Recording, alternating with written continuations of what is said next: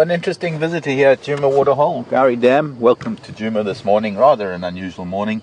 Much needed and a much anticipated rainfall that fell overnight, although it wasn't really much of a rain, but there is definitely a very big front that has moved in to the area, and we've got grey skies and a little bit of a damp condition, which is really beautiful for after the heat that we've had. My name is Mark. Jason is with me on camera this morning, and Scott and VM are out and they're having a look at some other things, or looking for some other things.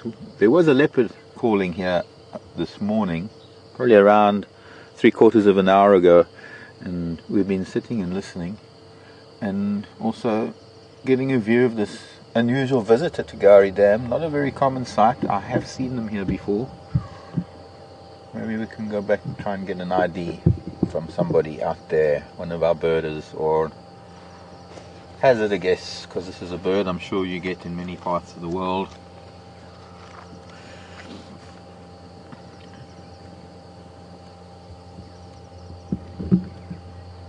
Unfortunately, no beautiful sunrise this morning. We can't have it all. We either have damp and grey and a bit of rain, which is great for a change.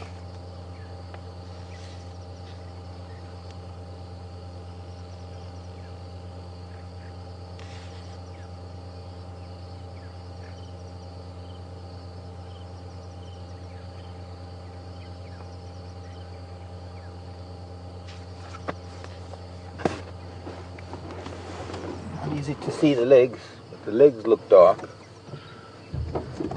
Let's see if we can get a little bit of a different angle.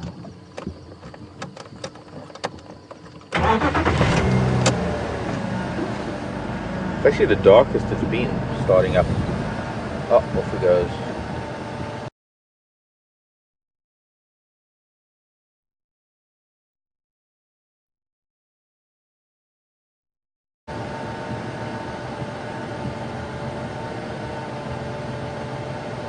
Disturb you, child.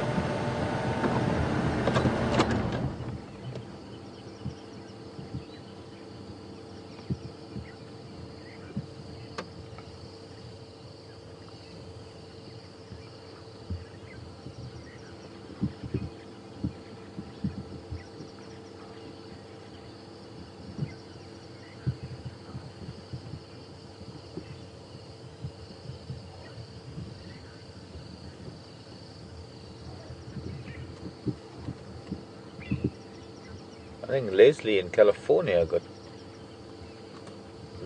Laura. I'm sure that's Laura and Lynn cattle egret landing. It's finally, but I've got to go. There are alarm calls up Google Road, possibly where this leopard went. Legs come in. Sorry, couldn't answer you there. Where are you?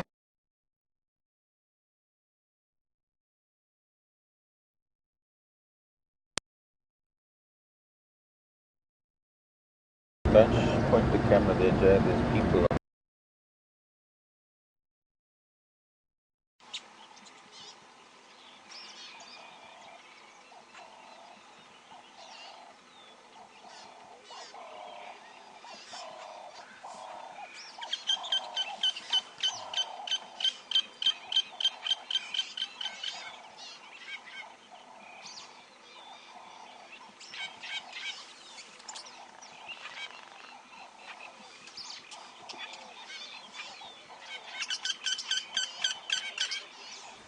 Hello everyone, being out in the bush and being out there live.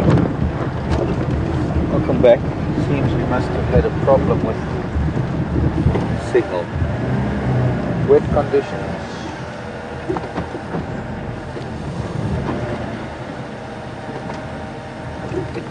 Look how size these hippo traps.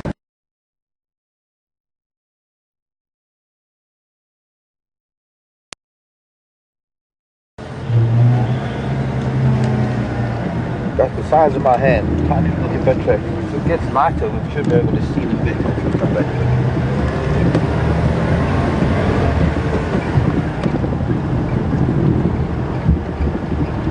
Okay, so I'm happy with cattle egret. Laura and Lynn, and I think Leslie in California was the first one to come back with cat egrets. Juvenile, I think, because it's got dark legs.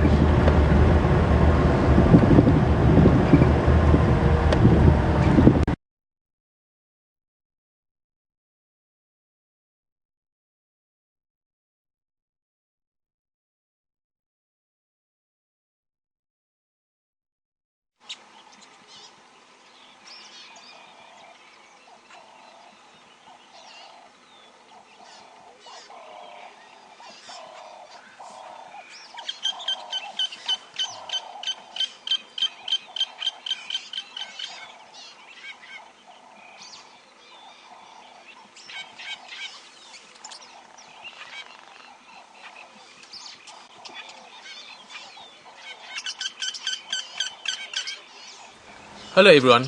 Being out in the bush and being out there live has its technical challenges. We're experiencing some of that now and are working on it as fast as possible to get it sorted and get you back on the vehicle with us.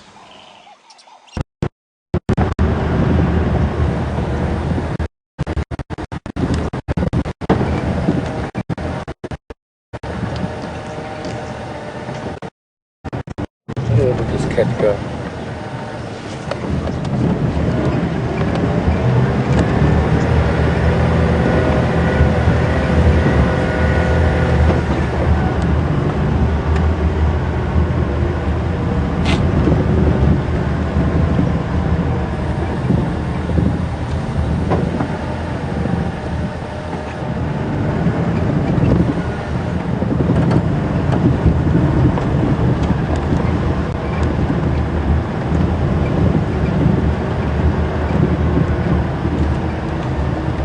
Something was alarming. It was definitely one of the spiral horn antelopes, quite far up from the dam.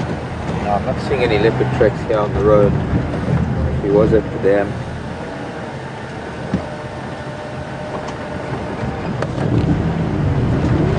If he came along the road, possibly gone up the drainage line, Milwaukee River, that feeds water to the dam. Now, so far, this has just been a little drizzle. It's so dry, it's soaked in, and at least the cloud keeps the moisture in a little bit. If it was a sunny day, it would dry very quickly, but it's going to feed some of the grasses. It's going to do some good. And it looks like, looking at satellite and forecasts, looks like we're in for a few days of this.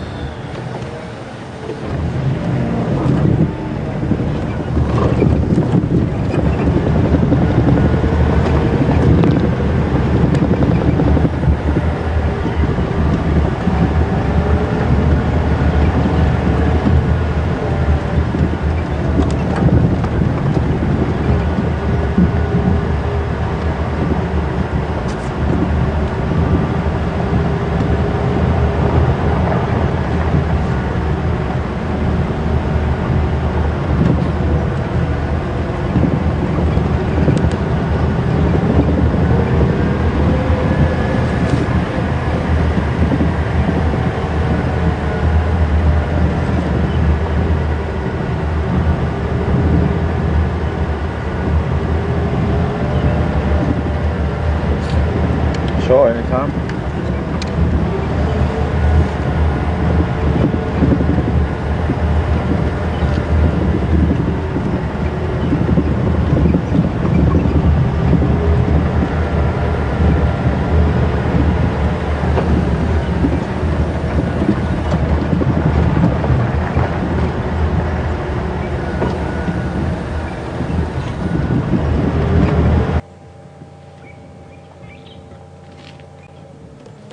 Now, I'm not sure where the rest of her family is. She's probably out there. We go, the youngster to the right of us, and there's another one just up ahead to the left. I can hear something moving. If it's not a buffalo, it's an elephant. It might be a buffalo actually.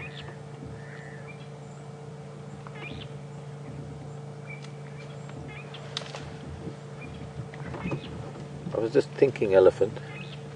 I just saw a very fresh scratch mark in the road from an elephant's trunk.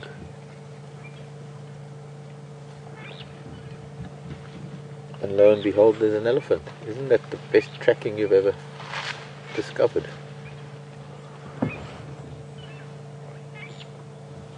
However, rather thick vegetation around us. Yellowing combretums.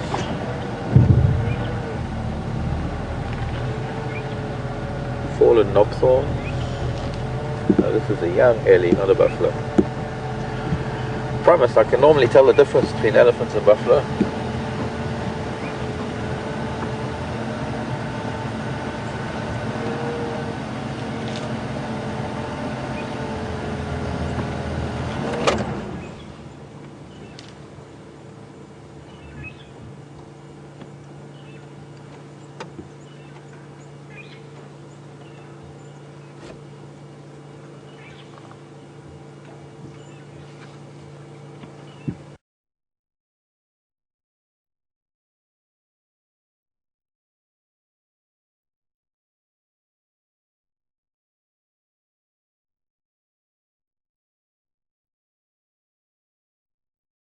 Oh, Gary.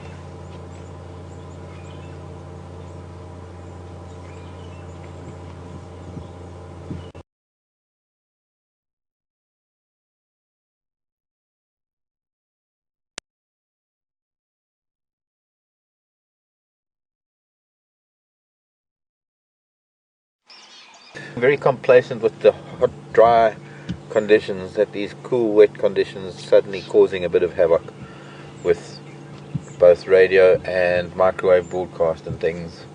So please be patient with us this morning. As patient as a cat can be.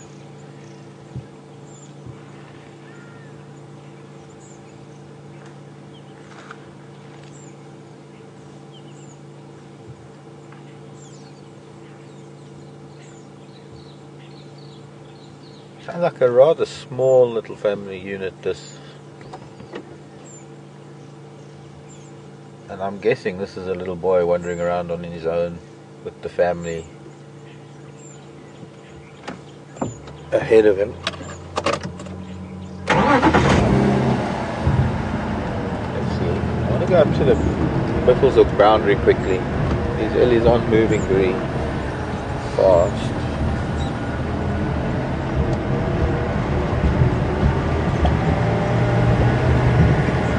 So that don't seem to be going anywhere. And there's another one. Hello, Ellies. Another two there. So, quite spread out, I guess, this herd. Maybe we'll discover that it's not as small as I imagined. But I'd like to get up to just up to the cut line, Buffelshoek. Take a look.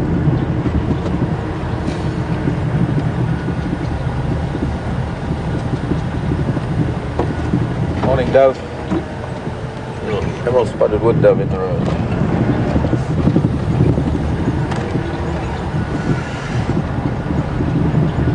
Actually, we could do some birding this morning too, perhaps. Starting with that cat league. I was thinking now, maybe I should find one of those old Djuma bird lists. And for the coming month of April, between the two vehicles, we do a birding month. Time for a flower. Oh, but they're not open yet. They'll be opening as it gets light.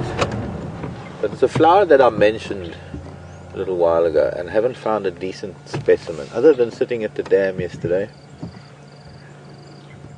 with the leopard. There was one lone blossom, and these little white flowers are going to open up. This is a species of Barleria, B-A-R-L-E-R-I-A, Barleria, as far as I know.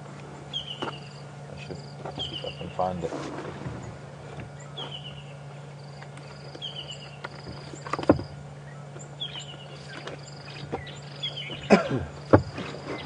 And hopefully when they open up I'll be able to find a better example for you ladies. It has been a while since I've had a flower for the ladies. They are pretty hard to come by. But maybe if we get a little bit more rain, just a tad more, There are going to be some things that normally fly towards the end of the wet season, as the dry season approaches, and perhaps we'll be lucky to see some of them.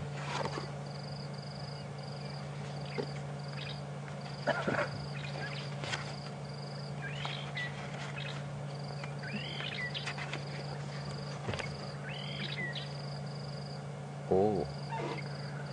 Hello, Jeffrey. How's Texas treating you today? Do I think the elephants enjoy the rain? Or do they see it as a nuisance? I think they love it. Sometimes. And I think sometimes, not a nuisance. I don't think that they would consider it a nuisance.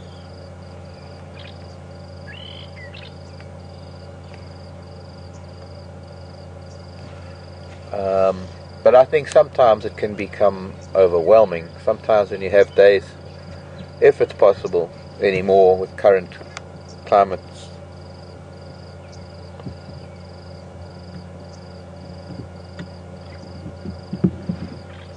sometimes the first rain is enjoyable because it's been hot and humid, and or just hot, because normally before a rain we get a very high spike in temperature and atmospheric pressure.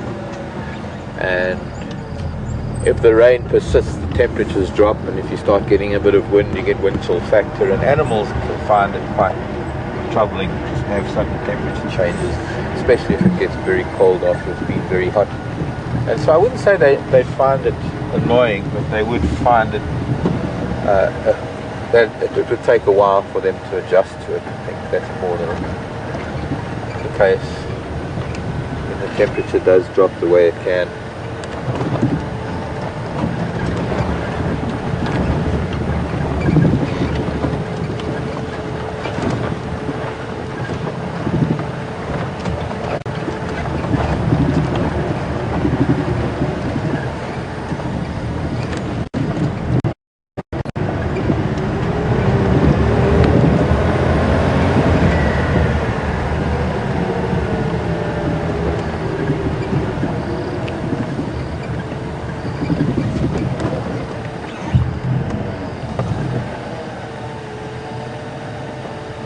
Oh, hello Robin, San Diego.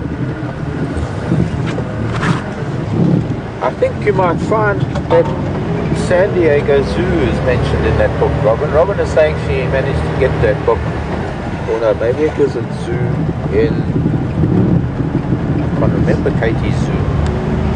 I spoke about a book the other day about the young lady who was one of the people who were instrumental in the discovery of infrasound in elephants.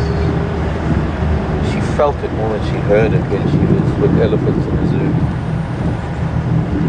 And then they started recording some more infrasound, some kudu going in to Djuma for the fire break. They're heading south quite rapidly. We're not going to see them. One kudu cow.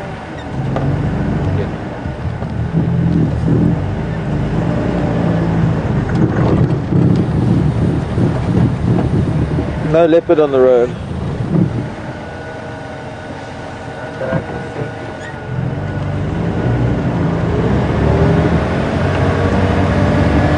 Maybe it's not a bad area.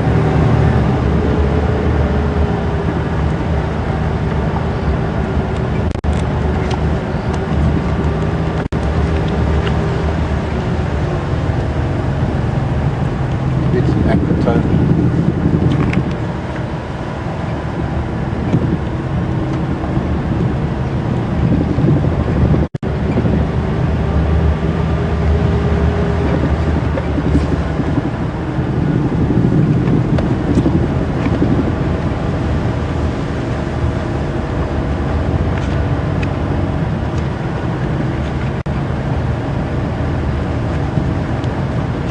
Morning, Millipede.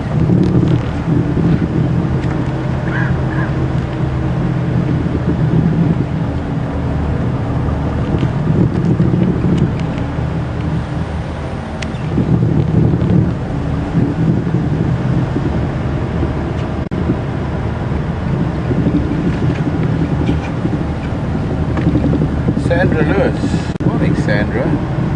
Sandra's saying she thought all the cattle egrets migrated to southern Louisiana.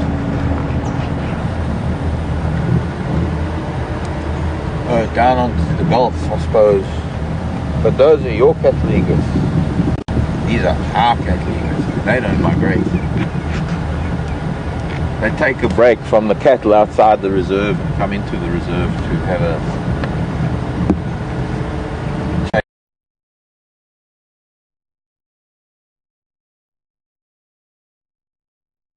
change of elephant or cattle egrets.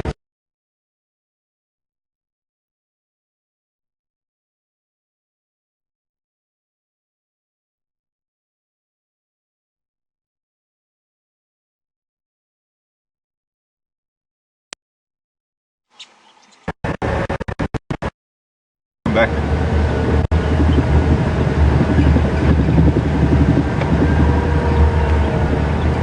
I tried to sneak the bite of the crunchy granola bar.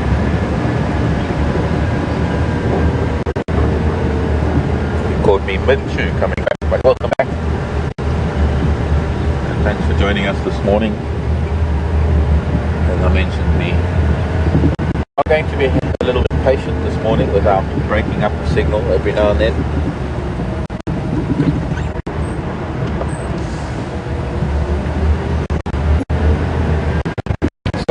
We're dealing with another issue, another technical thing.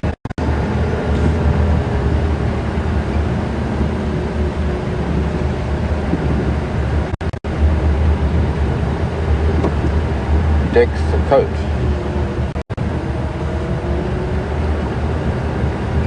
A tweet coming in. Temperature in Fahrenheit.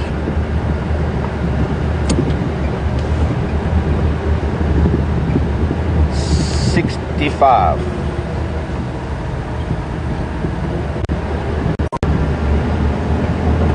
That's my guess. Maybe you can do a Google, AccuWeather, or a weather channel, one of those. Or maybe, how about this? I suppose I could find my device. Do a conversion.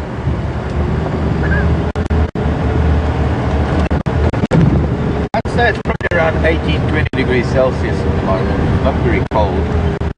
It's cool, but it's not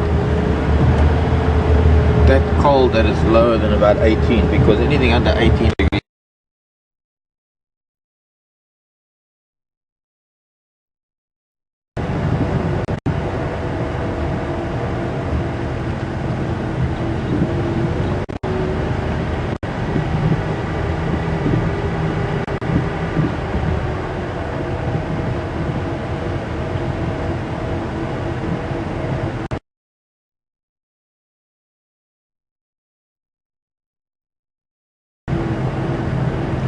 sounds like as soon as anyone talks on the Game Drive radio, it cuts our signal.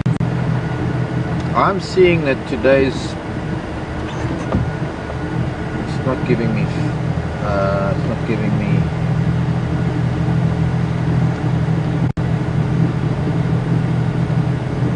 Fahrenheit, it's only giving me centigrade. Where can I get it converted?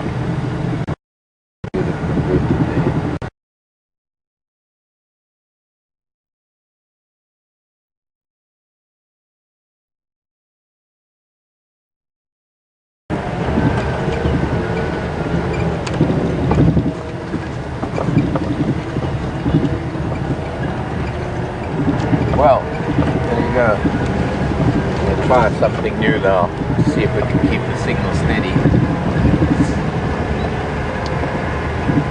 And hopefully what we are now trying is going to work. Scott and VM are actually working on one of our masts that seems to always give trouble when we have overcast weather.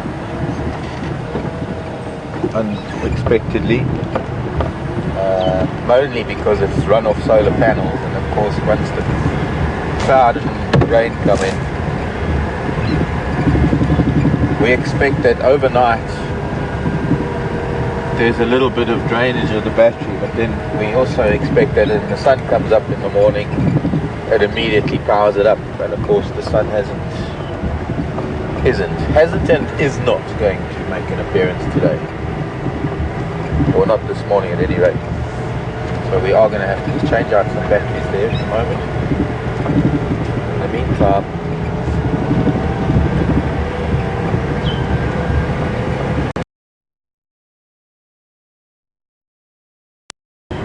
oh, sorry, Mrs. Golden.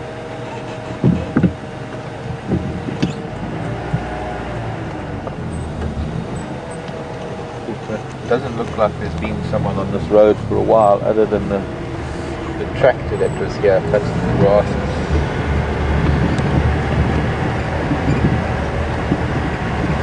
Dyker, two Dyker. Oh, she ran off. I think he's trying to mate with her. Maybe. See if we can get them through that gap.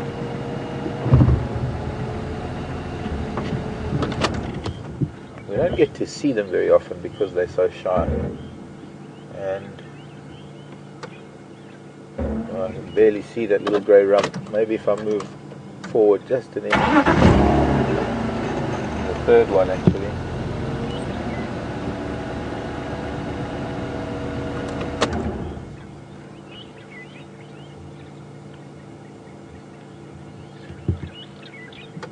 No, I don't think he's trying to mate. I think he's just following her. Looks like they've got a little one.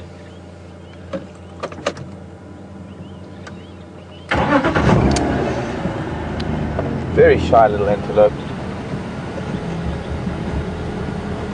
There's the baby. Sorry, Joe. See that branch leaning over 45 degrees. Okay.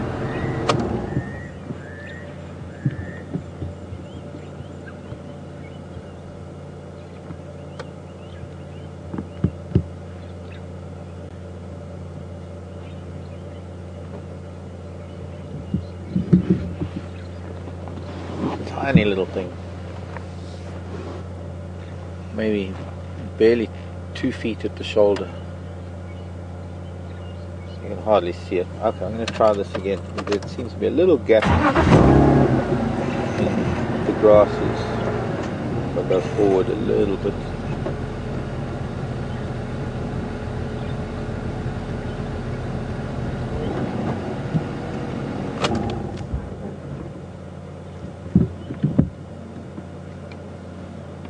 And it's gone.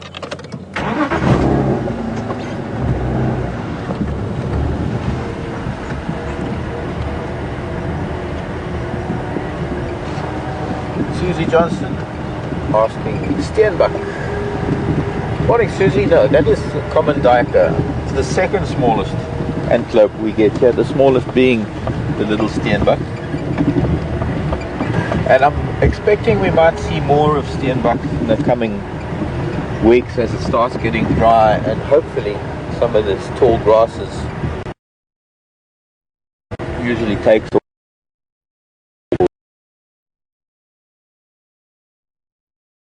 and obviously, but also to flatten the dry grasses, and in their wake they leave a lot of dung, they leave a lot of fertilizer, and it opens up the grasses for new grasses to emerge for the next season. So much so that in some areas, to improve the condition of the bushvelds, or even in areas where they're planning to restock areas to turn them back into game reserves, one of the interesting theories is to put in more than an incredible number of cattle to graze and move through the area and flatten the grasses and leave their dung behind, and then take the cattle off so that the grasses can grow through for game, and you can revert the area to a wildlife area. You can't leave cattle on an area too long, they do overgraze.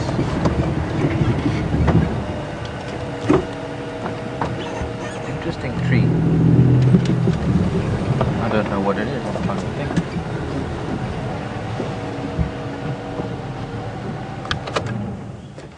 must have seen it many times before, but I've never looked at it as close as I am now. Maybe because for now it's remaining so green with everything else around it turning yellow.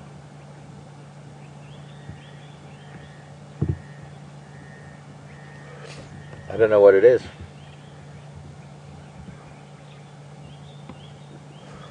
I should go and catch a leaf.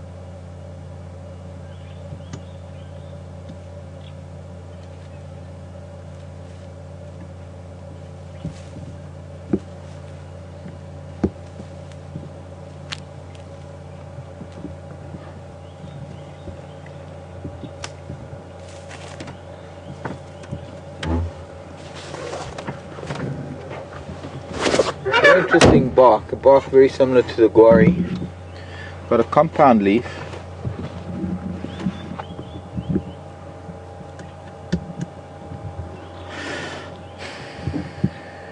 It looks like, almost like the leaf of a neem tree because it's not symmetrical. Interesting, I'm going to have to try and find out more about it. Long and thin. It's not often that one finds trees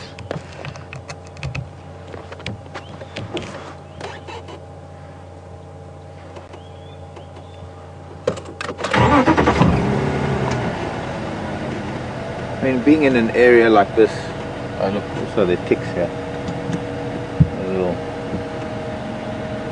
A little tick. I found an animal. Come on. Don't need human blood.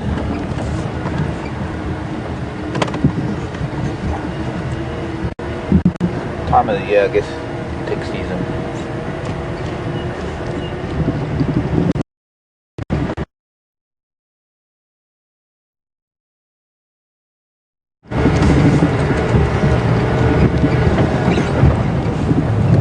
Most of the trees around here are quite common trees. Or let's put it this way, most of the trees are widely spread throughout Djuma. There might be some that are less common than others that you might find one or two here and there. Let's see if I can find an example for you quickly. Up there there's a wattle, not too many wattles, African wattle, that lovely feathery leaf tree on the left.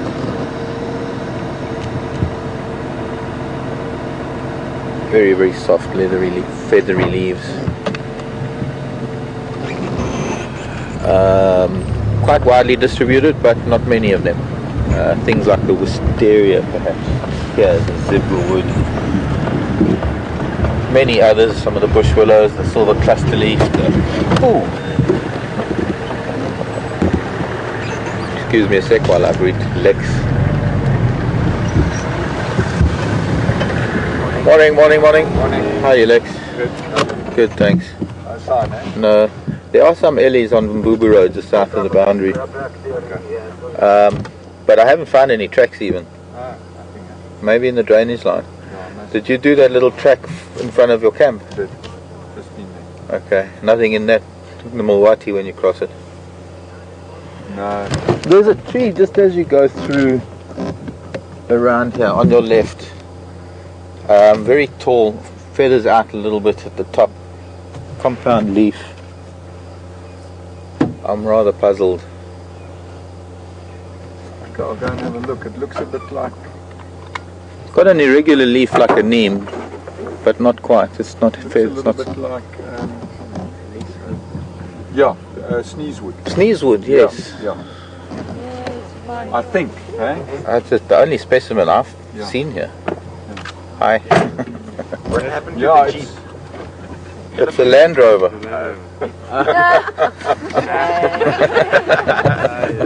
Wonder what the Land Rover looks like. Yeah, it was an Ellie. But at least she was angry with the landy, not with me. Where's little Landy? I thought Were you in the car? Yeah. Is that spot close? Yeah, she was. yeah, I guess I need to get on. Yeah. Nice and round and clean cut. These were both, I think, the right tusk. I've seen this video. Because she... Posted this video. This both the same tusk. Yeah, because this was one hit, and then here with that dent is the other hit. Oh, I see. Wait a yes. minute, did you go lie down flat? Or what? No, I was here, I was banging, I wanted to hit her on the forehead, but I thought I didn't really want to touch her, because that would have changed her attitude. Well, where's the attitude was already quite bad. But you survived. It's okay, I've been there on foot, so being in a vehicle I was feeling a bit better this time. Have a lovely morning. Bye ladies.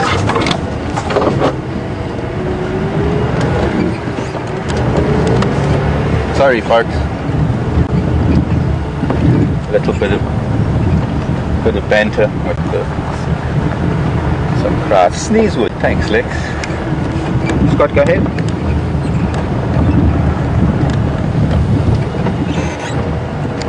Scott, if you copy, just come back onto Gallagher shortcut, heading back towards Boyers.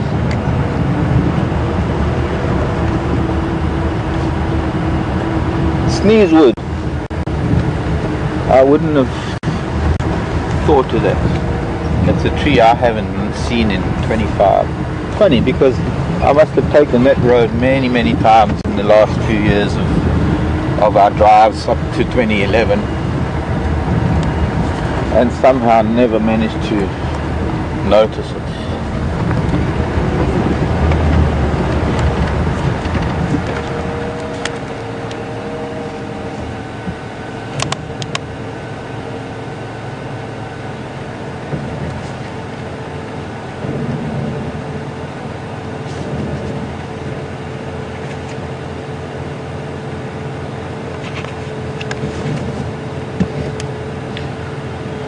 I've already got a flower pressed in this page. I wonder what that flower is from. Oh, maybe it's the Mapani pomegranate that I've got here. That's what it is. And the leaf of the Mapani pomegranate. It's one of my favorite trees. This one up here on the left.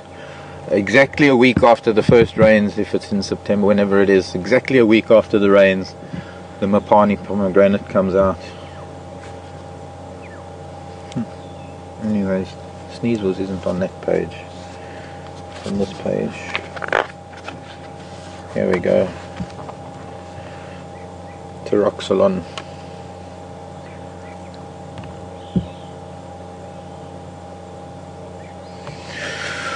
Teroxylon.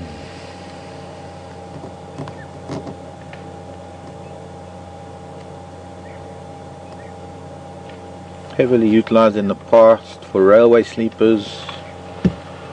Sawdust from dry wood causes violent sneezing. That's why it's called a sneezewood. And such a swallowtail butterfly uses the tree. And it's widely used in traditional medicine. And I should have known this, but I didn't, and I've just learned something. It's the only tree with opposite parapinnate leaves.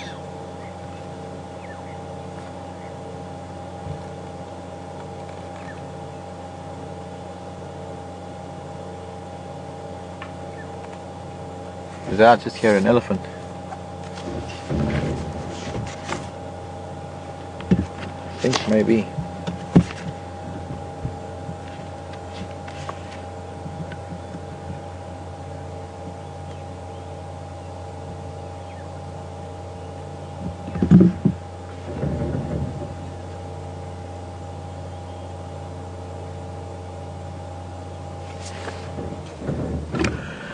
Gallagher shortcut going back to Voyatella access.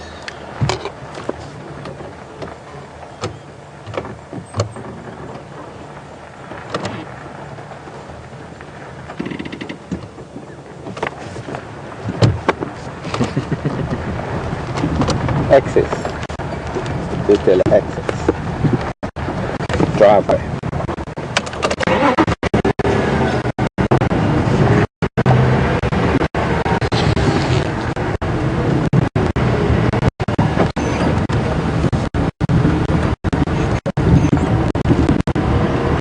That must be, yeah.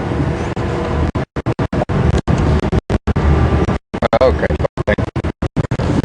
What's it called? Pteroxylon. Pteroxylon. Was it for, oh, there's the leaf. Ptera means wings. Ptera, xylon, pteroxylon, xylon. I guess that's something to do with seed fruit. I need to look at another book that might explain the scientific name for me. Pteroxylon.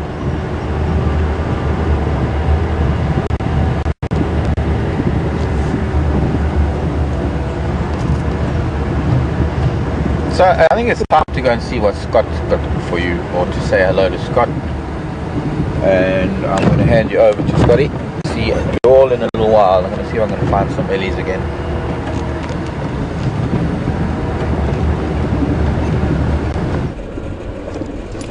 Good morning and welcome on board the Jigger.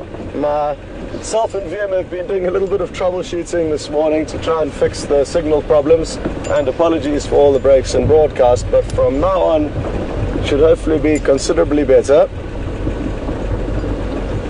And one of the repeaters that help us to broadcast is situated quite close to the Hyena den site. So seeing as though we've just left that repeater that was causing some trouble with us this morning, we thought we would pop in here and see if there's any activity going on. If not, we'll make another plan.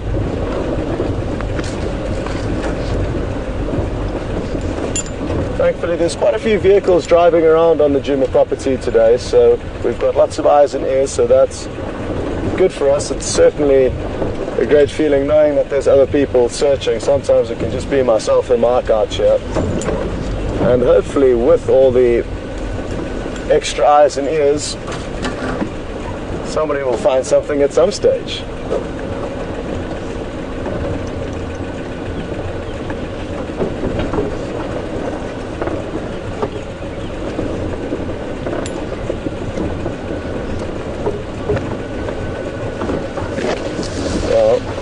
Appears that we are in luck. See one hyena and a few more, and this is going to be good.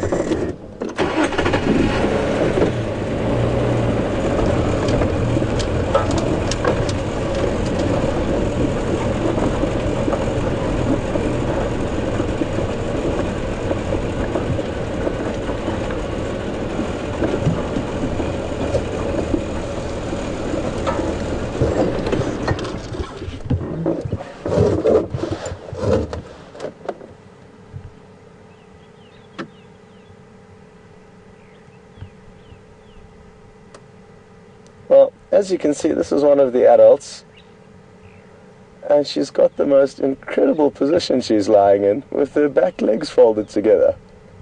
Now that is a position I have never seen a hyena sleep in, and or any animal, I don't think. Even a domestic dog or cat has yet to perform this strange position in my lifetime, and who would have thought we would have seen this hyena practicing almost a yoga-like pose. And as VM pans out, you'll get an idea of where she is in relation to the little cubs that are all waiting eagerly at the den's entrance.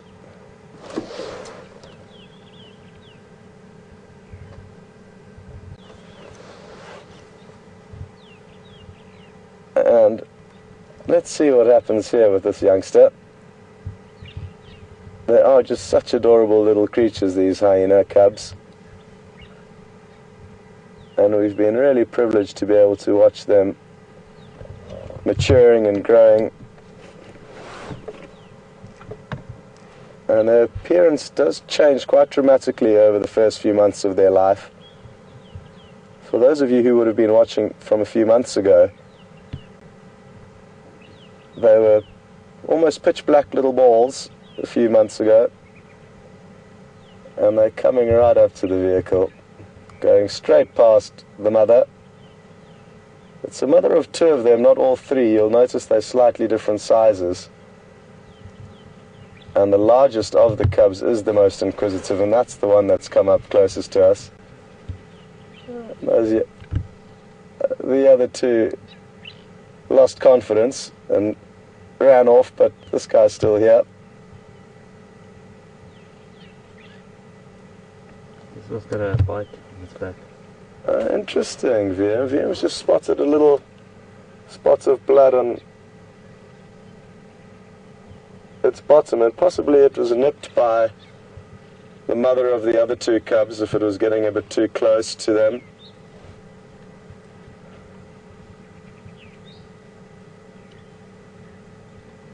Hello, you cute little creatures.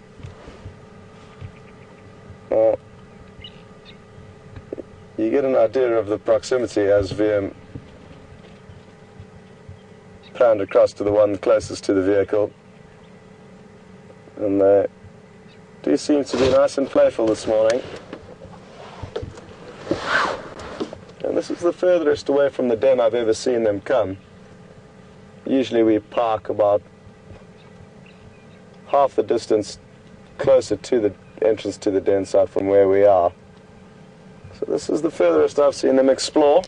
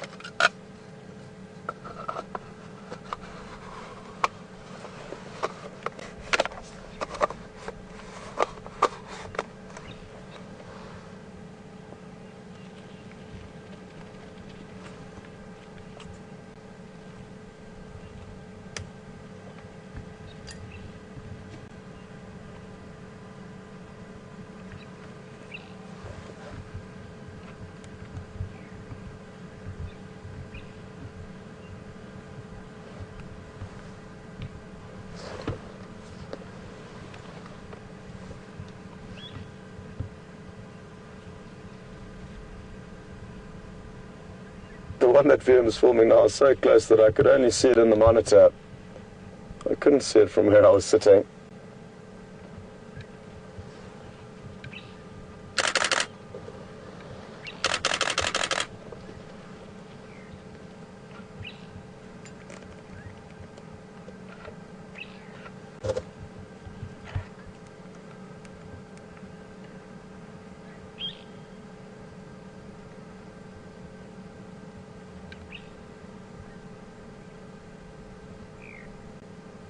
Well, I think this is the mother of the two smaller ones, but I could well be wrong.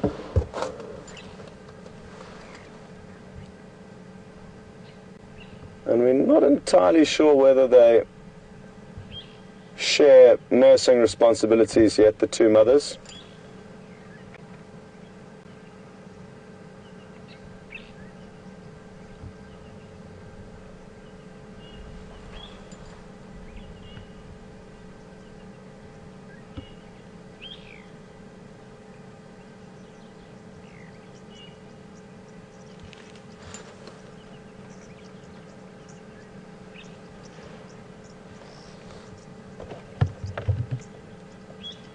So hard to tell exactly whose mother it is, but I believe the mother of the larger cub has got a few scars on her rump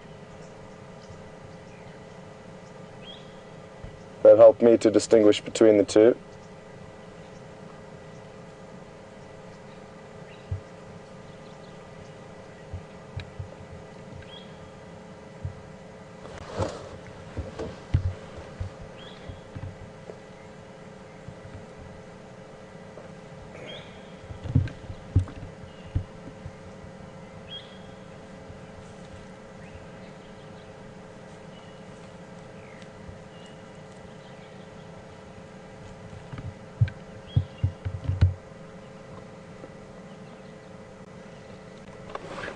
Just got a question through from Nancy in Nevada, and Nancy's interested to know how much longer it will be until these youngsters start heading off from the den sites alone.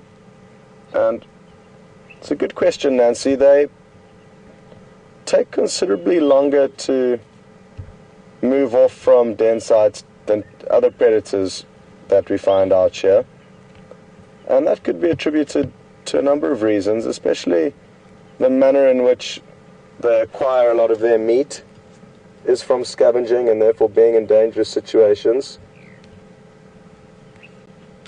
They therefore can spend almost up to a year at the den before moving off. And obviously they'll move between dens, but they'll often be kind of den bound for up to a year of age, and also suckle for almost that period of time. So, unlike other predators like lions and leopards and wild dog, whose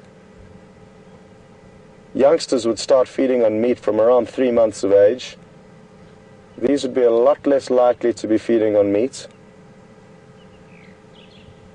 until much later on in their life, from around a year, when they would start to potentially move with the rest of the clan.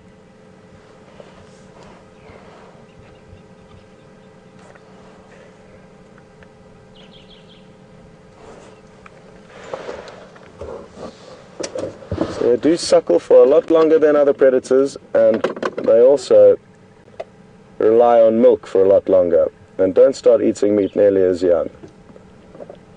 I'm just going to reposition quickly while we have this opportunity.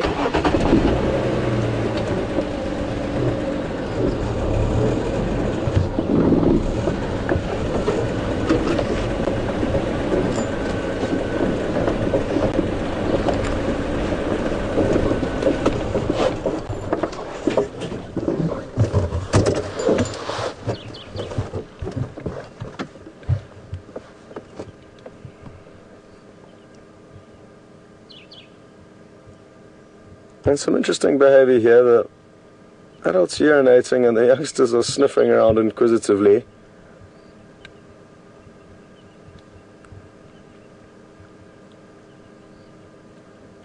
And this will be a form of scent marking. She could well have urinated further away from the den site. By her urinating right at the entrance, it will perform some communicatory functions and indicate to other hyena that come here that this is potentially, well, this is one of the owners of this den. So certainly an intentional maneuver on her behalf.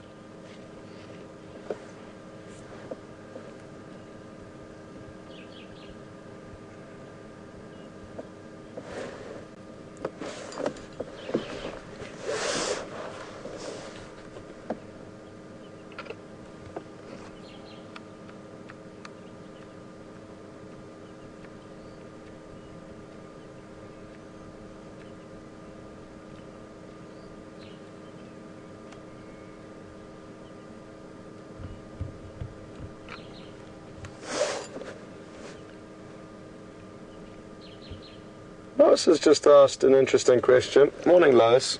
And Lois noticed that when the two cubs were when two of the cubs were chasing one another, one of the cubs, I think it was the cub in front, had its tail between its legs, whereas the other cub had its tail up. And would that be an indication that it was submissive behavior? Yes, possibly it was submissive behavior from the one in front that was being chased.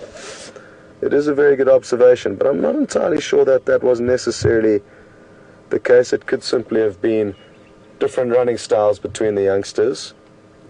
But let's watch closely and see if the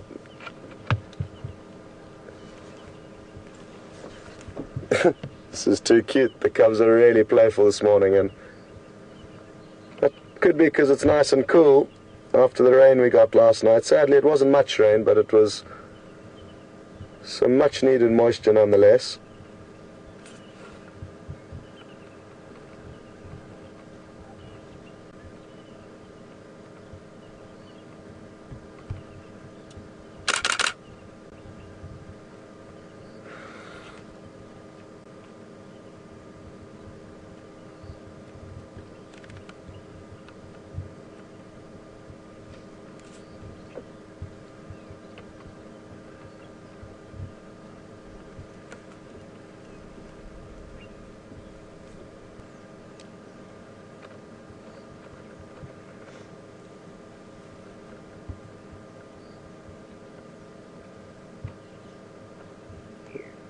Well, we certainly are getting spoiled with some great entertainment here and interactions with these youngsters.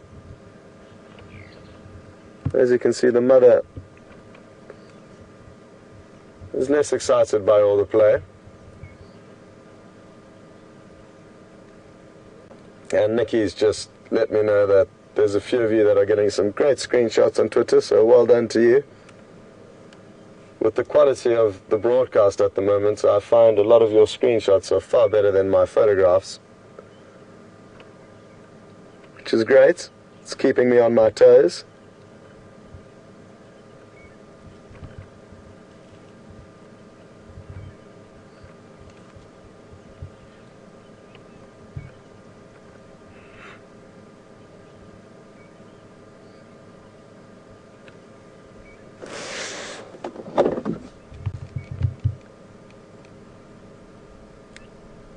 Update on the Nisikaya. It is active, 1 adult, 3 youngsters.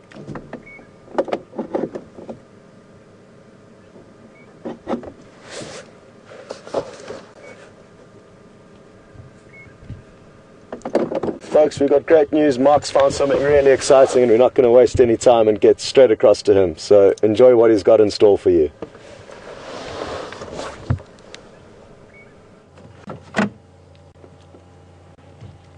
Guess what I found, everybody?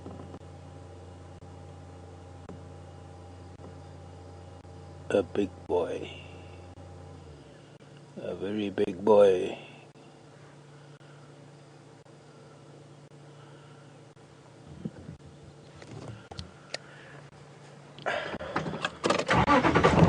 Get a bit closer. I do, Nikki, I do. I'm not going to say anything of who it is. I'm going to let viewers say who it is.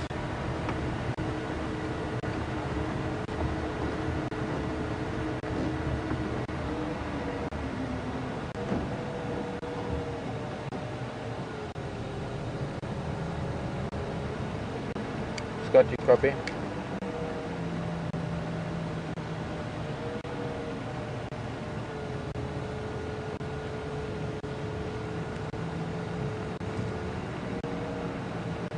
Nikki, I'm on Twin Dams Road. Nikki, I'm on Twin Dams Road north of Chelapan.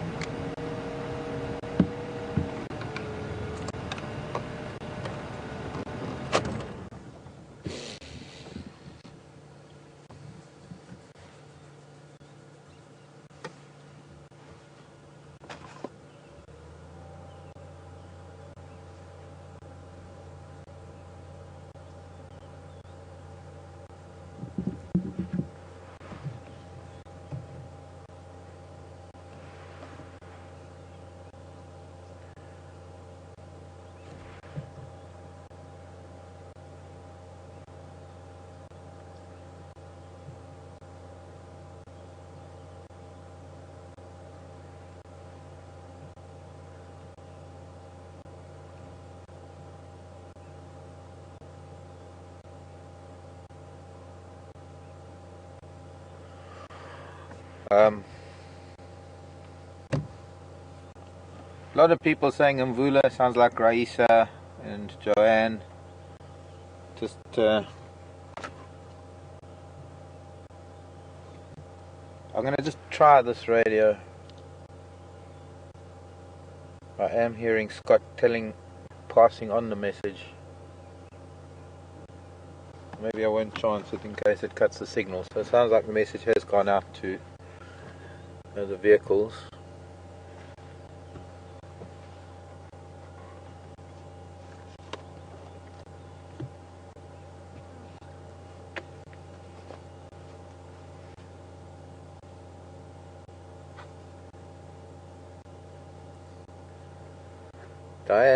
Diane in Michigan saying Mvula, the daddy, but he's looking a little bit. He's looking a little bit hungry. Well, it sounds like everybody knows this is Mvula, indeed, even from the back. Now, what we can try and do, I would like to get to the side, or maybe we can go. Oh, never mind. But I know I'm going to have to move at some point if we get anyone coming up behind us. So perhaps I should move off the road a little bit to the side.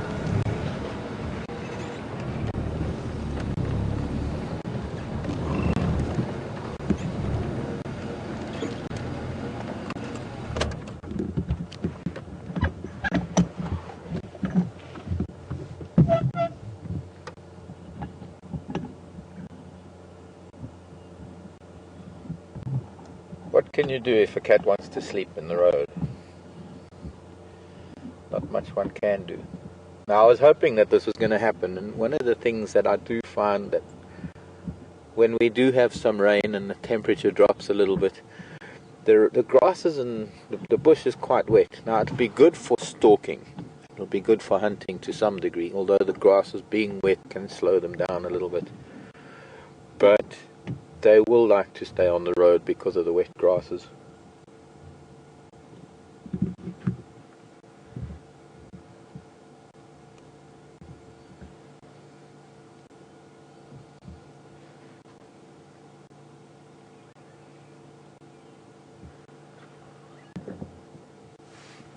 I'm glad it didn't go far.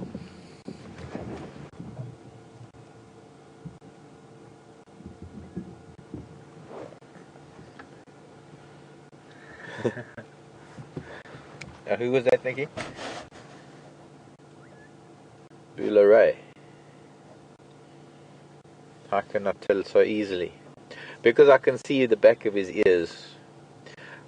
I suppose partly with his boy bits. Yes, he's got quite a large scrotum. But I could see not so much his right ear, but he has a very, very tatty left ear. His right ear, as you can see, there's a nick in his right ear as well. But obviously easier to tell from the left ear. He looks very small lying down in the road. And no, I'm not going to do a comparison right now, but I could try if he does move often. But it wouldn't really work because we'd have to follow him.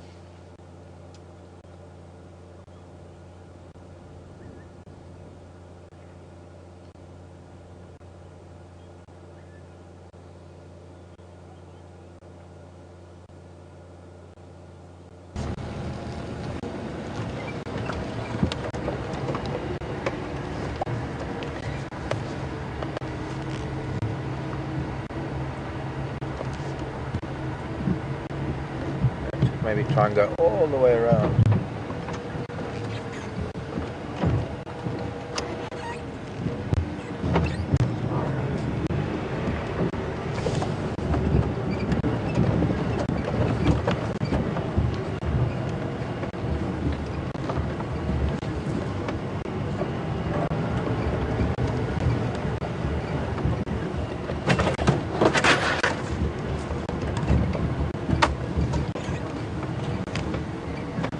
Copy, thanks.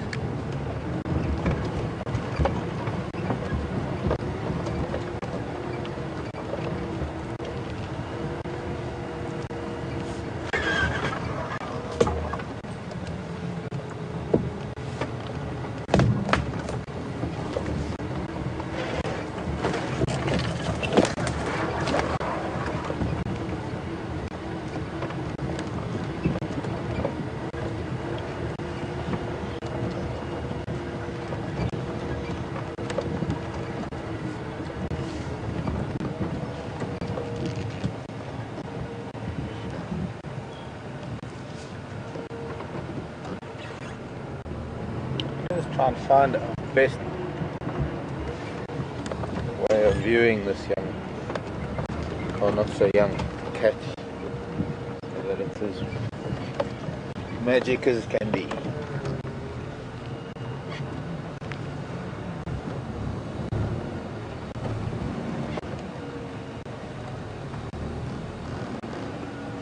And not interfere with other vehicles who might want to come and see. You see down the road if a vehicle comes.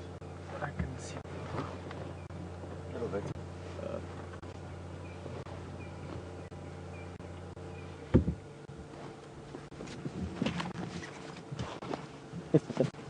Isn't that funny? Oh, there it is. Thought maybe I didn't bring my camera this morning.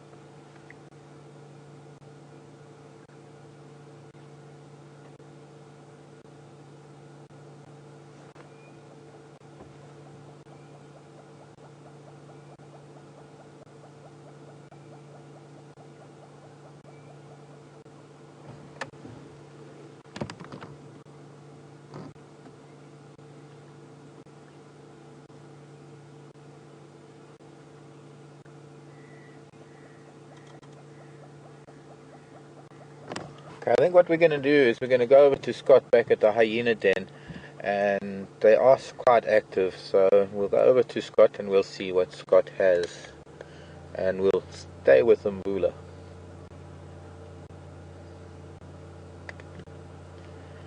And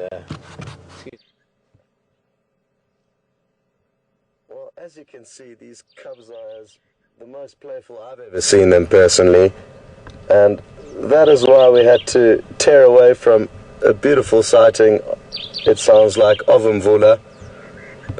But while he's lying in the road, we thought that we would try and make the most to share this incredible interaction between these cubs with you.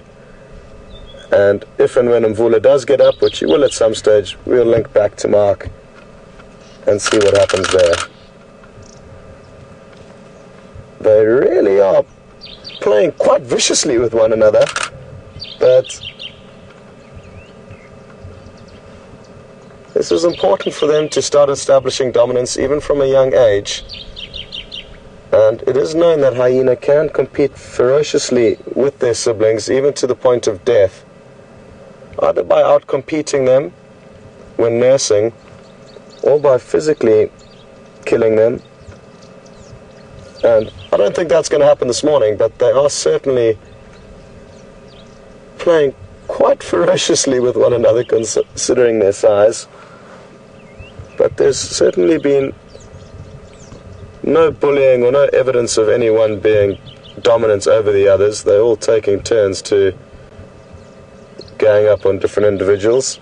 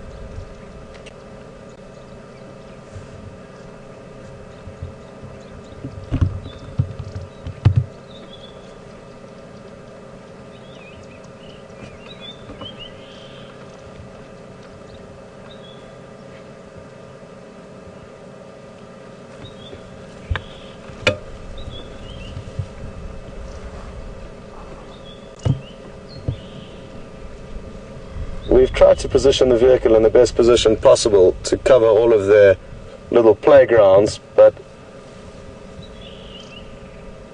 they're covering a bit too much ground for us to cover all the bases from one position, so bear with us when they run out behind the bushes, but it's not going to be worth us stopping and starting the vehicle every time, because as you can see, it doesn't take long for them to come back.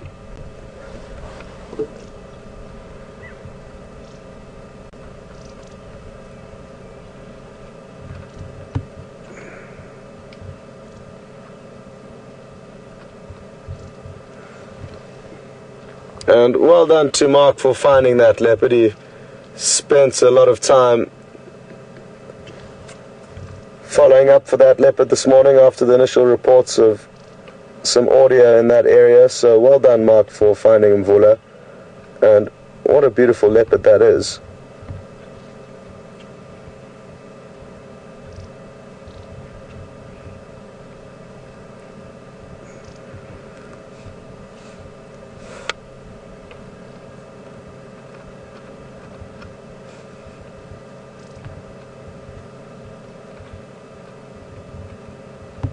You may notice how this adult is less tolerant of the slightly larger cub, and as I did guess earlier, it does appear to be the mother of the two smaller cubs.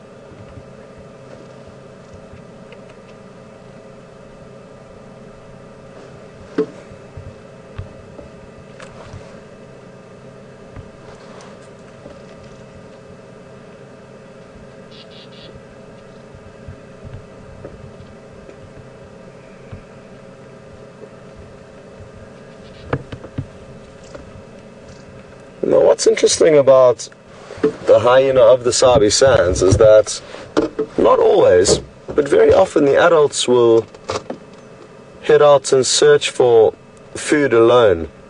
Now, that's not always the case with hyena. They are always clan-orientated animals, so even here in the Sabi Sands where we do have small clans, there is a hierarchy and a clan system within which the hyenas will be associated.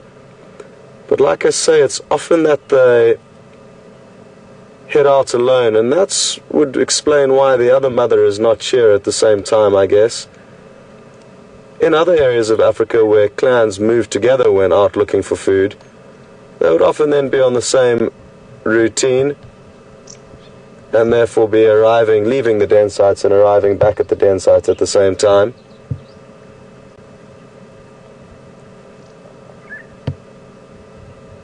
And that can be applied as a general rule to all animals in Africa. You get some animals that occur throughout huge areas in Africa, and their behavior will vary depending on the area that they live in.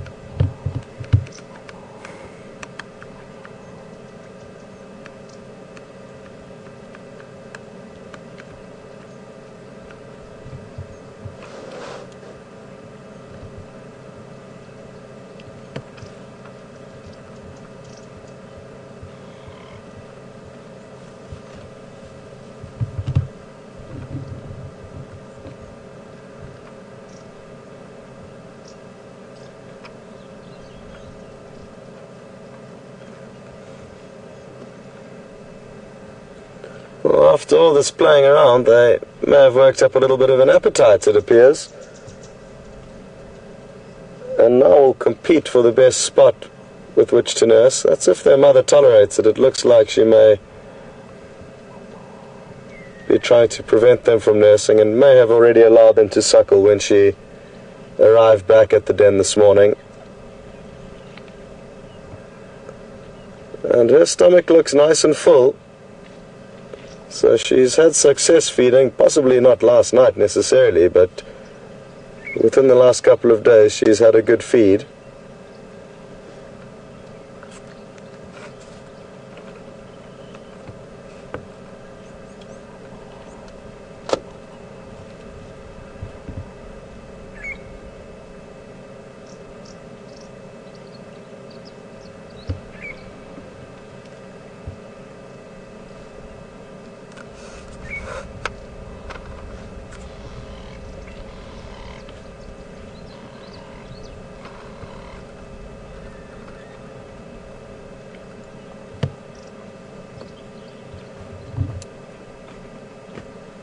And I'm going to have to reposition the vehicle now, ever so slightly, now that the mother has changed positions.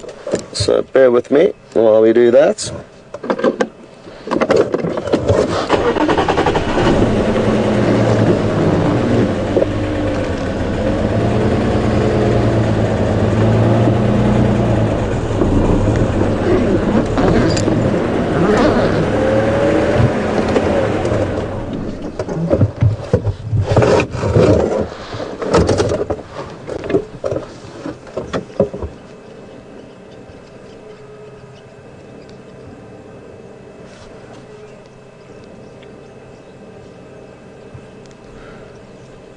It's interesting, she really does like lying in that specific spot as well, and you can almost actually see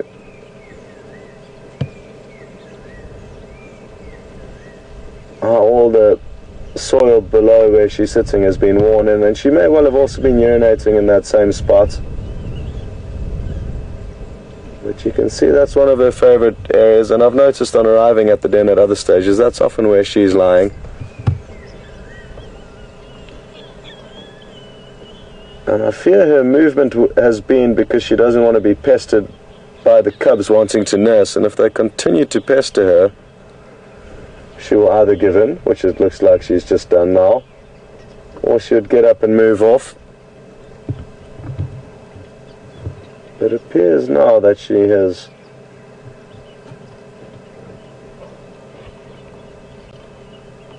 given into the cubs' pestering and is now allowing them to suckle.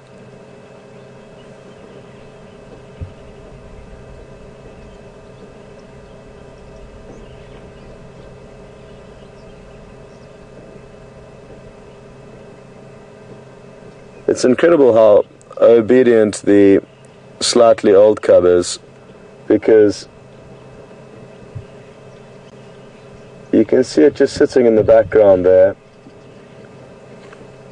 minding its own business, and it would have received one or two nips from this mother when it tried its luck. So it would have been taught its lesson, but it is incredible, I find, how obedient such young animals can be. If you think to raising domestic dogs or cats, how uncontrollable they can be, and that's possibly because we don't raise them accordingly.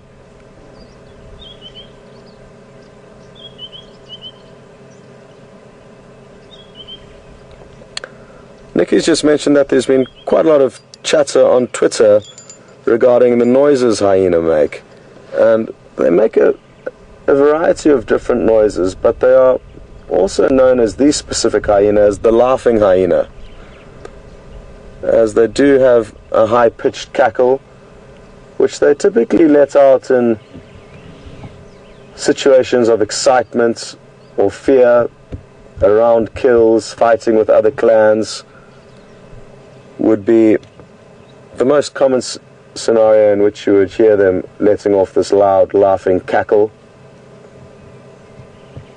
But they also have a whooping kind of a howl that's more typically the audio of general communication, not necessarily in high intensity scenarios.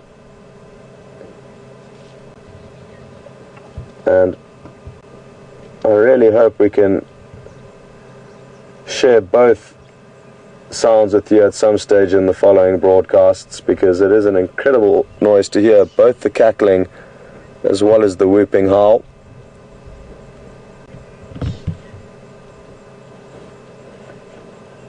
The whooping howl, the laughing cackle, I'm not going to attempt to reenact, but the whooping howl I'll have a crack at now, and it goes something a little bit like this.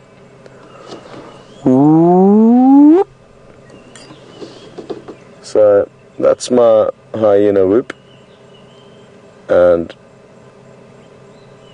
it certainly does need some work. It's not very close to the real thing, but it gives you an idea of the noise they make, and that's their general communication. Typically noise that we hear at night, not so much during the day. They're certainly more vocal in the night time, and we do hear that whoop far more often than we hear the cackle.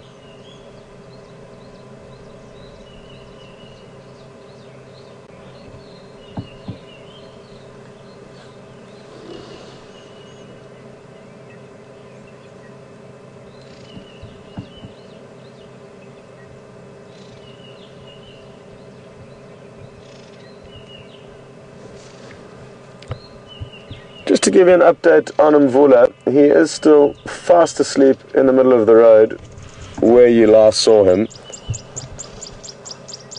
which is perfect because the hyena are putting on a great show for us now, and I wouldn't be concerned. Mvula will certainly get up at some stage and keep moving, so there's definitely some action to look forward to there with Mark.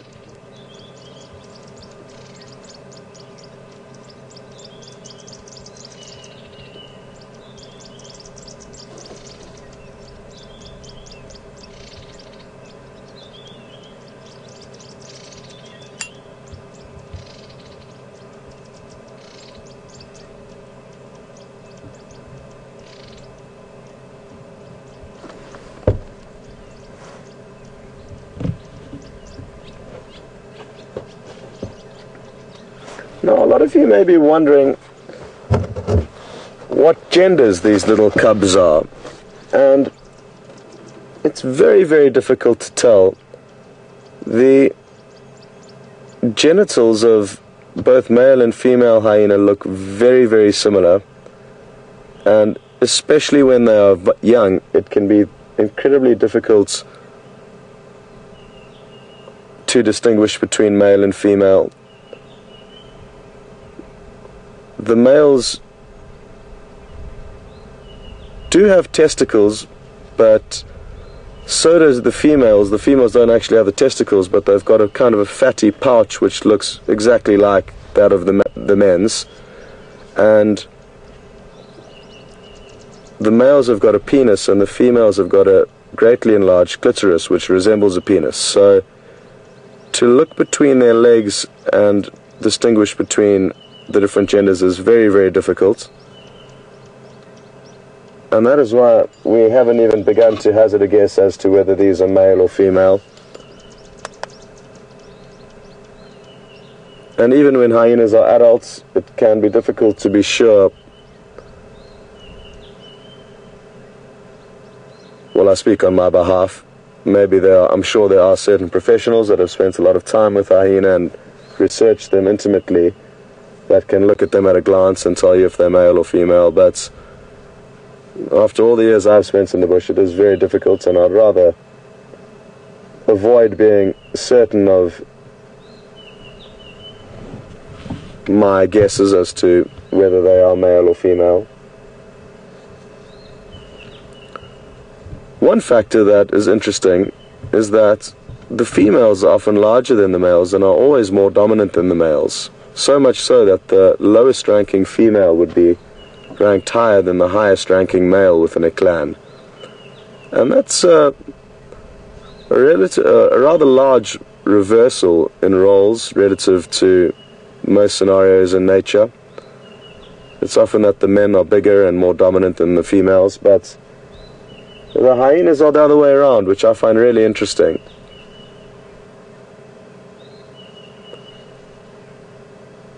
So when looking at hyenas, if you do have a few very large individuals, you could assume that those would be the females and the smaller ones would be the men.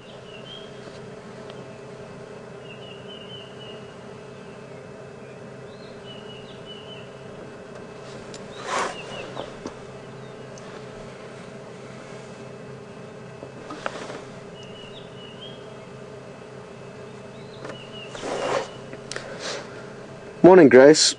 Grace is asking whether when the other female comes back, the other mother comes back, would they all share this den together? And yes, they would. It's only the cubs that would live down in the den. The adults wouldn't go down there. So it's not a problem sharing it's just the youngsters that share the den, so to speak.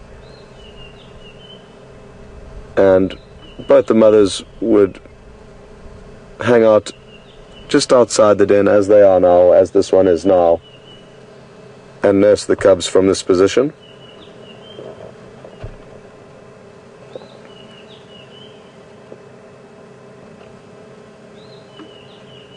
We could also possibly assume, and again it's just a possibility, that the other female is the more dominant one, and that is why she would have given birth ahead of this second female who's got the smaller cubs.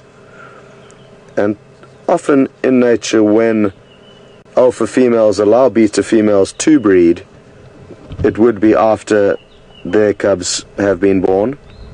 So again, just a possible assumption that we could make.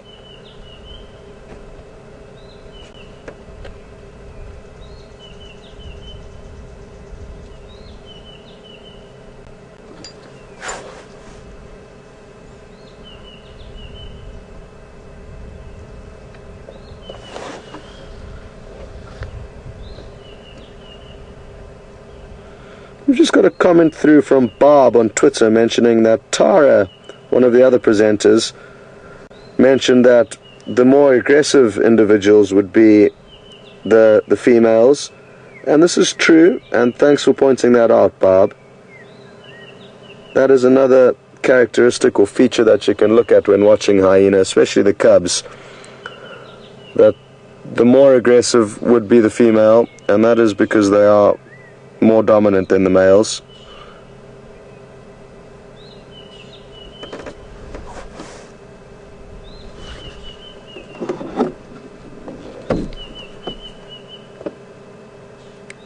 Sorry guys, I just copied the end of that message. Could you go again, please?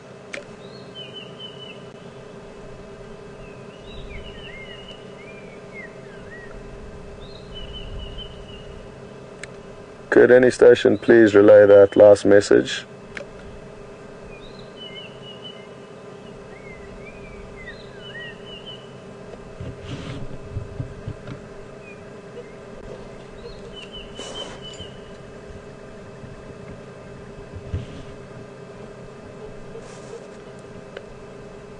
Copy. Thank you very much.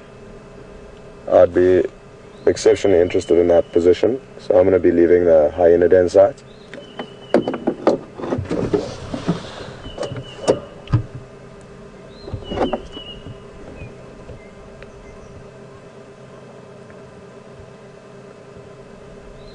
Okay, copy, will do.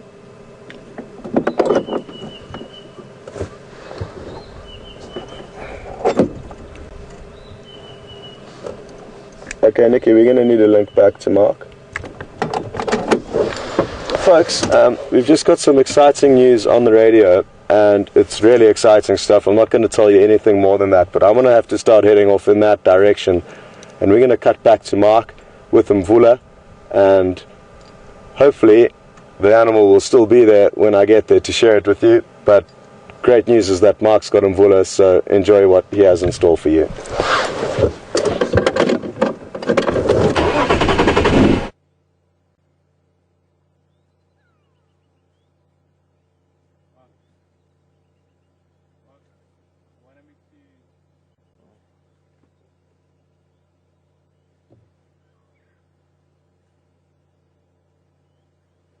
Well, welcome back to Mvula, everyone. I believe there's been some pretty impressive action going on at the hyena den.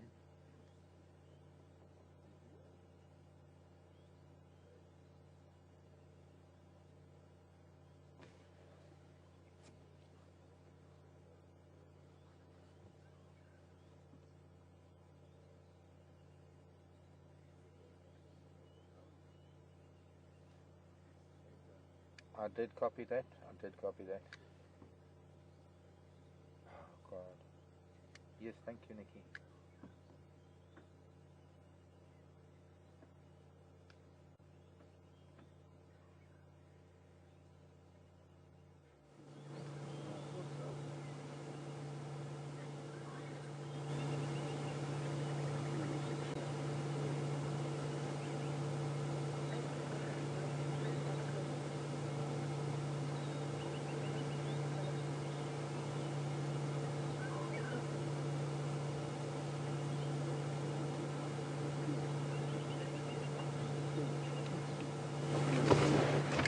Scott, I got it.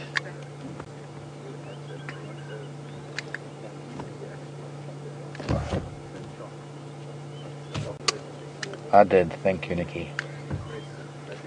Can we try and minimize radio talk, please? Finally getting a little bit of a roll out of him. He might be waking up. I'm in Leopard and Bulla here, just off Dam. Dam's Road.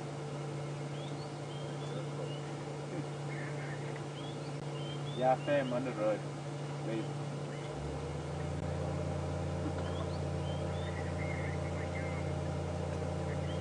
Very busy radio this morning, and a lot of it has got to do with tracking the lions up north, but there's also stuff happening over on Arathusa. Quite a busy channel there this morning. Sorry, Mbula, don't like me touching the quarry bush, but it does get a little bit confusing with a lot of radio chatter. Not confusing, distracting, very distracting. Both radios are going. Now, I'm not sure if Scott's going to be leaving the den, but for the time being we're going to stay here with Mbula. We are going to have to leave at some point because there are other vehicles that are going to come in to view him.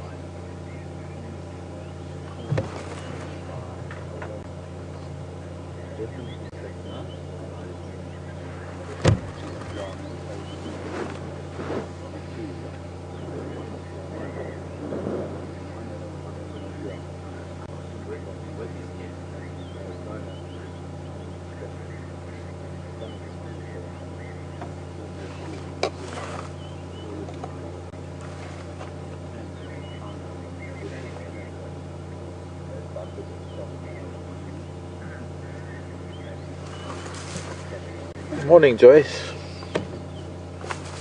who's in Kansas City.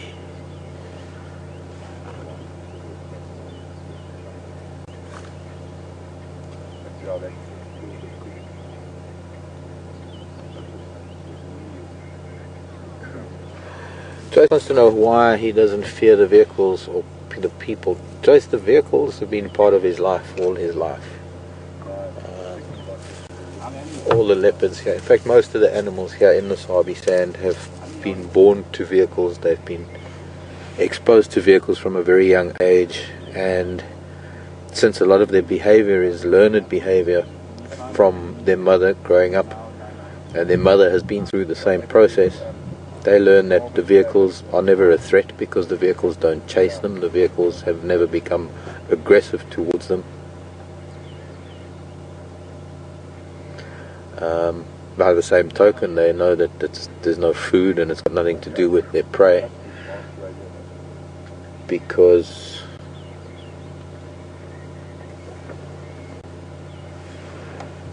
how far out is Abel? He's still up on the bubbles is down. Okay, thanks, Nick. He'll fall when he gets to Juma Dam.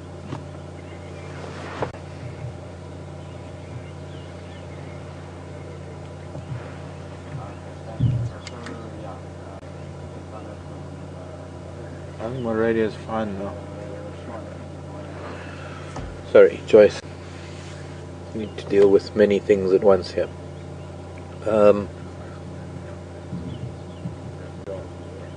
They're aware of us, and they do get used to the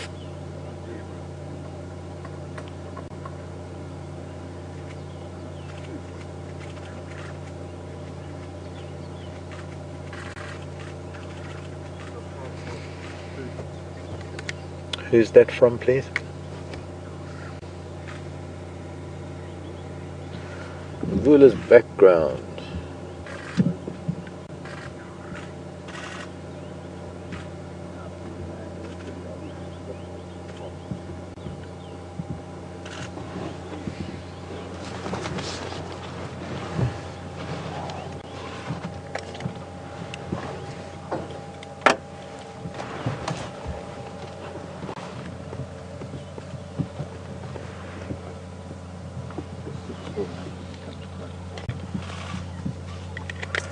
He was born down in what is now Lion Sands. As far as I know, his mother was Warthog. Warthog is a little dam on Lion Sands.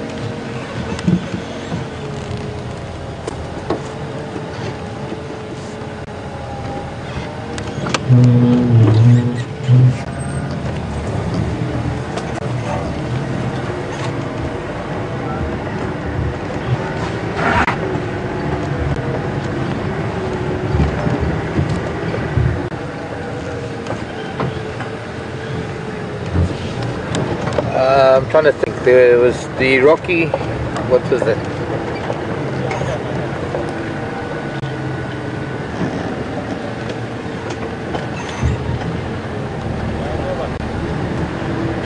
Thanks, Nikki. I'm aware of that. Okay, we'll see where he's going. He's heading towards Cheetah, and I suppose it's time for him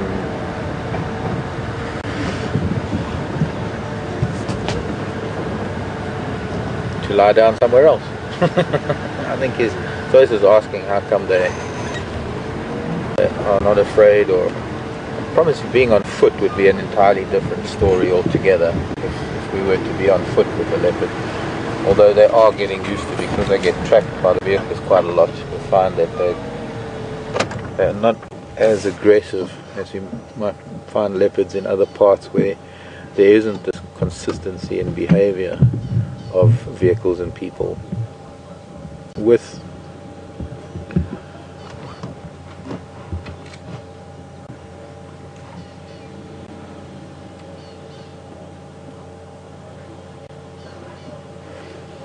rather strict rules about how the vehicles and the guards behave, there's at least some predictability of on the part of the animals with regards to the vehicles. They know the vehicles are never going to drive over them, the vehicles are never going to chase them, so they do tend to hold sway over a scene. They know they can lie in the road and be troubled by vehicles, and well, everybody keeps their distance, as is now. There's a lot of chatter, a lot of camera clicking, and he is, I suppose, getting a little bit tired of the attention.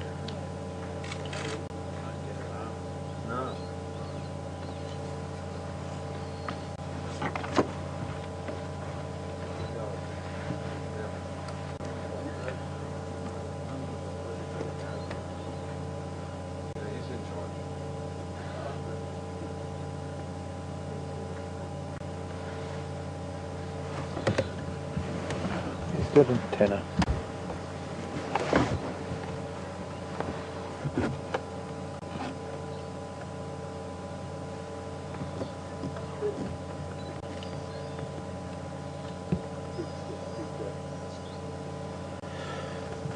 So his parents were two leopard down in the southern area of the Sabi Sand. He's about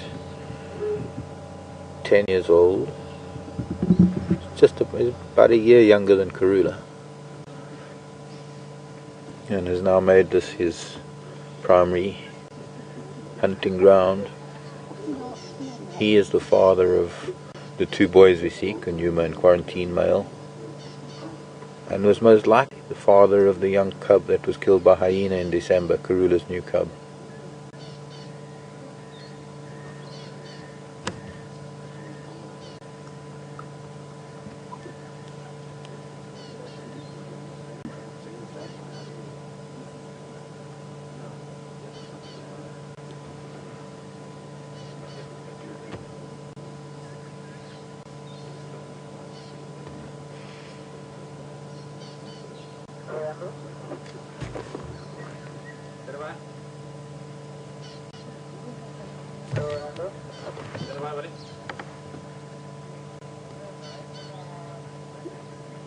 Blue.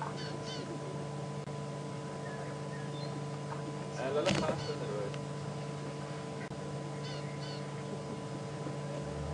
Still going around up there.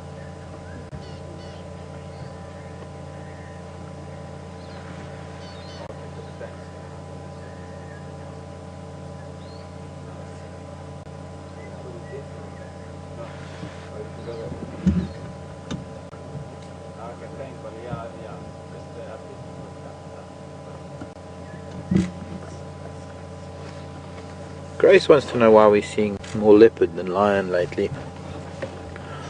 Primarily, Grace, because leopard have a much smaller territory. The lion that do occur here have a much wider, much larger range than the leopards do. In fact, you probably find sometimes you might get many different leopard within the lion's territory. So when you do... Oh, elephant shouting. A lot of elephant noise. He's listening to it too.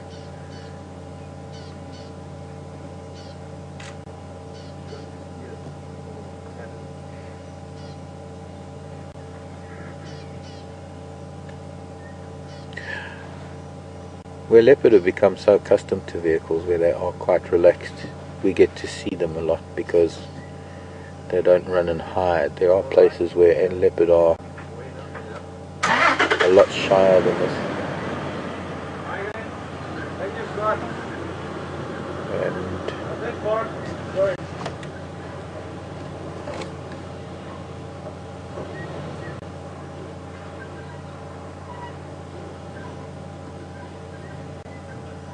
And the other side of that, of course, is that when there aren't, we're a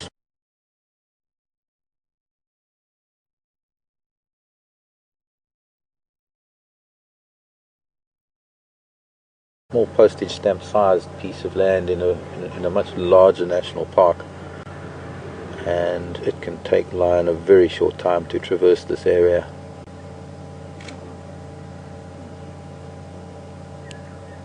In this part of their territory we don't have access to them because we cannot cover the amount of ground that even a single pride of lion can cover.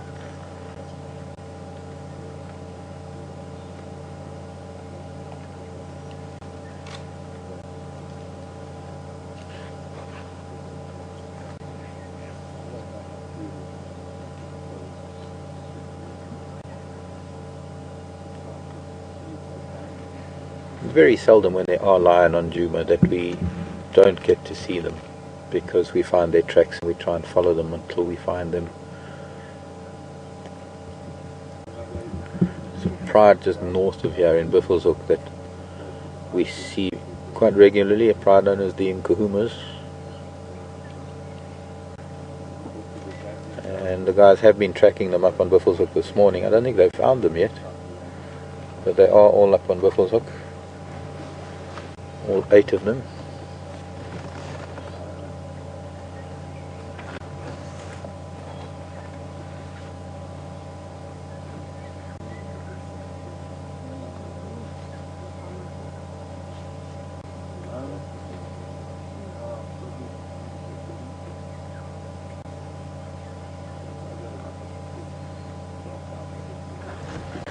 Size comparisons for Angie in Ohio. Morning, Angie.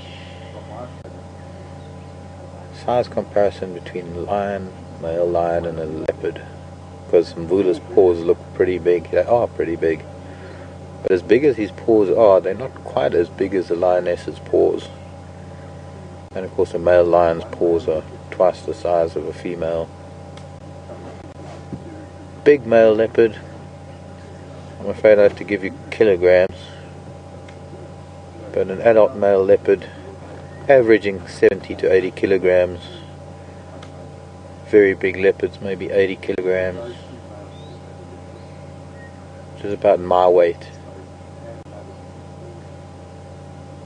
And a big male lion, we're talking about 250 kilograms, 3 times the weight of an adult male leopard. Of course, just lengthwise, height-wise, it's just an entirely different. It's like the difference between a Cocker Spaniel and a St. Bernard. Maybe not a Cocker Spaniel. Let's say a Labrador, or a pointer. That would be a more closer analogy. A pointer versus a Saint Bernard in terms of size difference.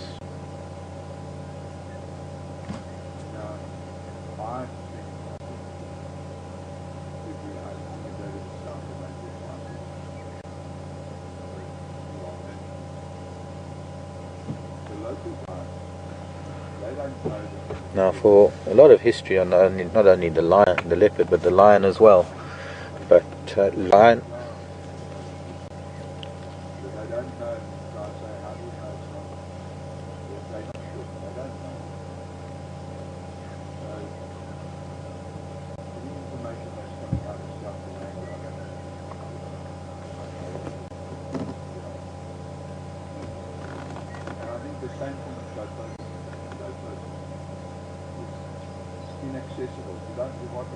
We got distracted there. Marco in New Jersey. Morning, Marco.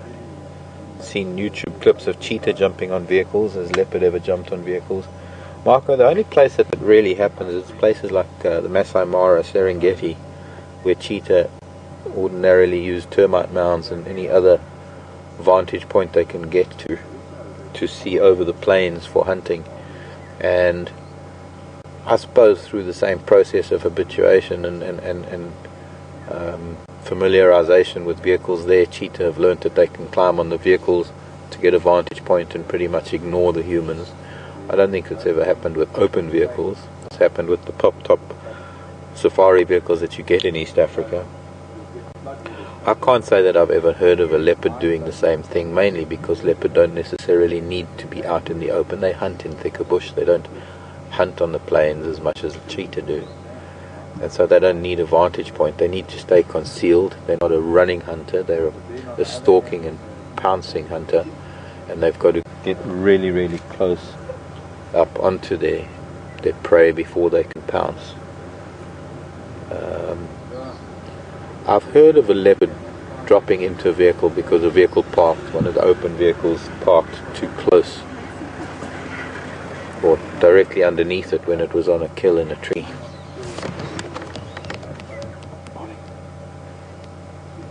Yeah. Good. Hat in the way. Sorry, hat in the way.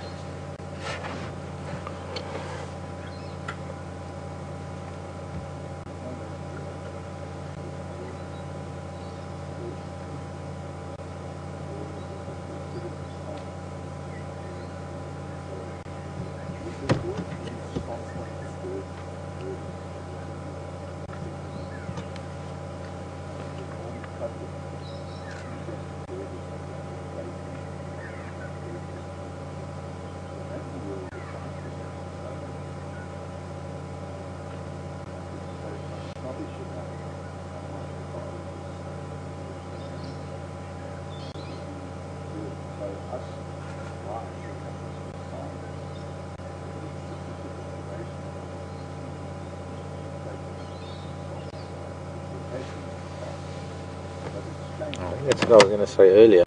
George in Florida. Morning, George. No news on Birmingham boys, the males, the coalition of males we know as the Birminghams. I was going to mention earlier that the leopard and the lion here in the Sabi Sand have a Facebook page, either Leopards of Sabi Sand or Lions of Sabi Sand, and quite often you'll find updates, and sometimes people have a better idea, people out there have a better idea of where these cats are than I do living here in the reserve. But you'll also find that some of the individuals have their own Facebook page with a little bit of their history and of course photographs over the years, and Mvula's no exception. He does have his own page, and you can look for that at a Mvula Male Leopard is his page. But no, unfortunately I haven't heard anything about the Birminghams of late. Coalition of Male Lion.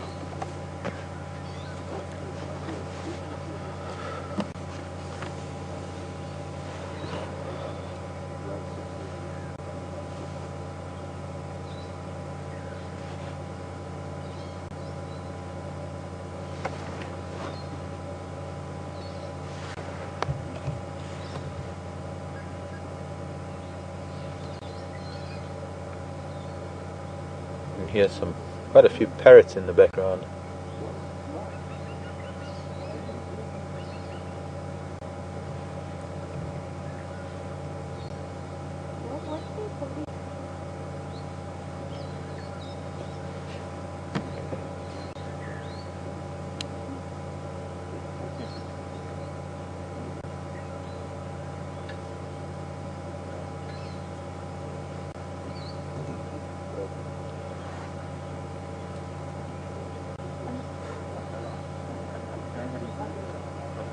Stephanie sending us a message.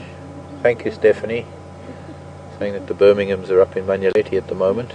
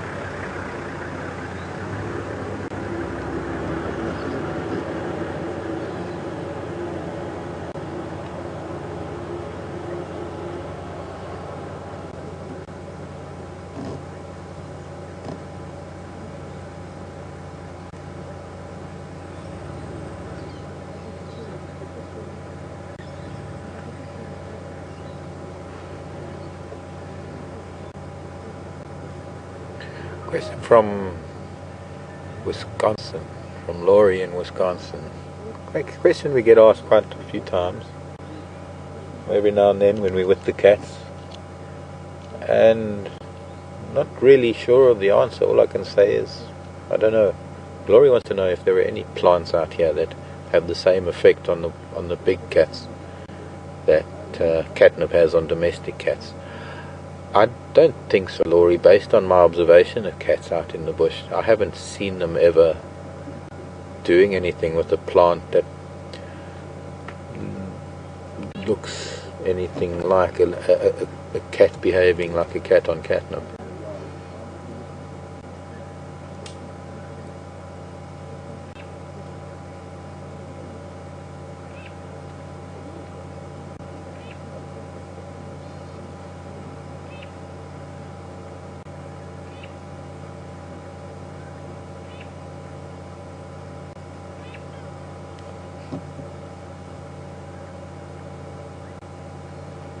He really is a magnificent leopard.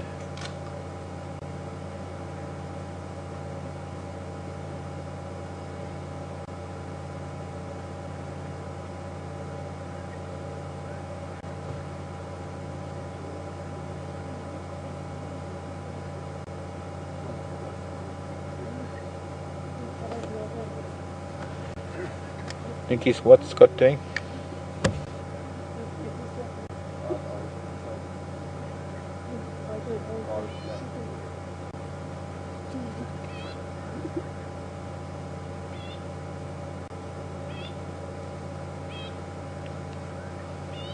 Okay, copy, and you got good signal there.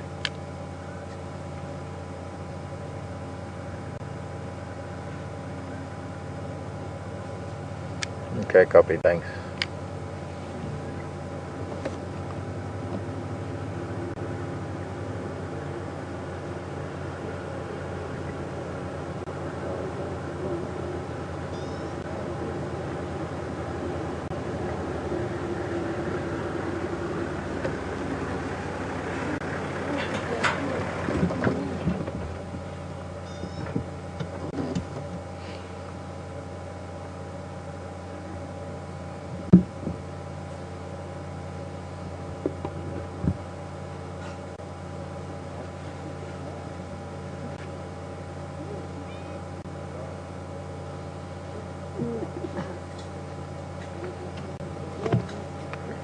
Brenda, morning Brenda in Virginia.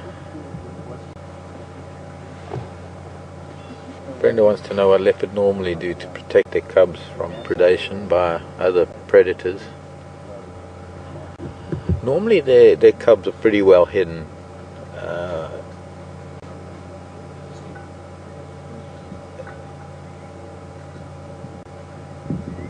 Normally, there isn't really a normal anything out here in the wild, but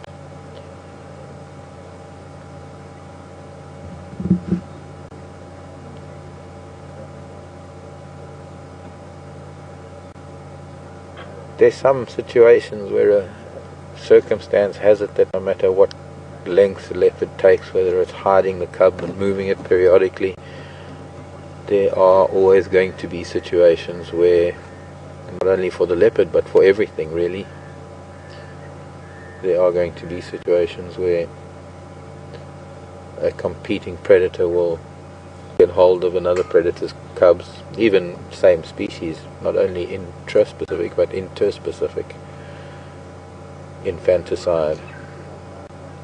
And sometimes self-preservation is a very important factor to be taken into consideration, because it's far better to survive yourself and produce more offspring. Watch those thorn leaves.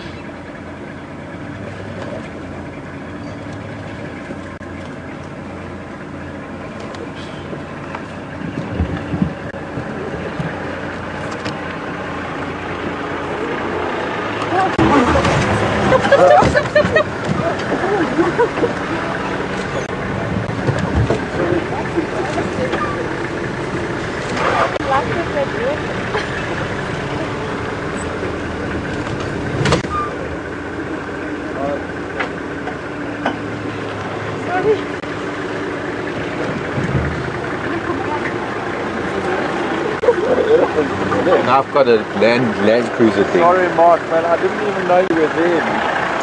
Sorry about that. Character. Sorry.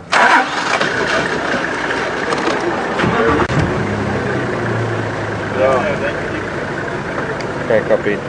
Let's go over to Scott Wallenbull. It seems like he's heading into the bush. We just had a bump on the Land Cruiser. I'm going to be scared of Land Cruisers. Yeah. Me too. Me too.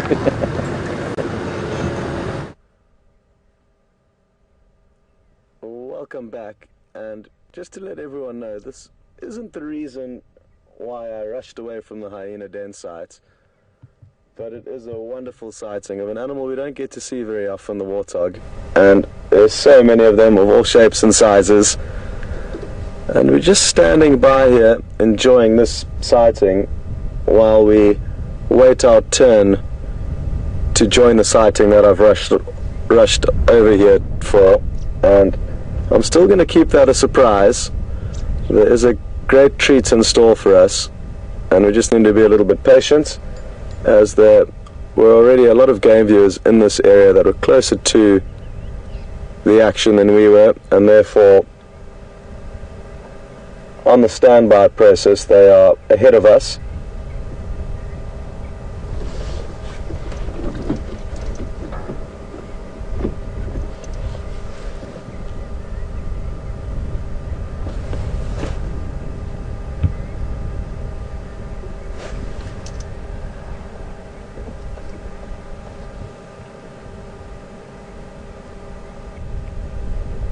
All 7 of these piglets are potentially from one mother, which means she's had an incredibly successful litter.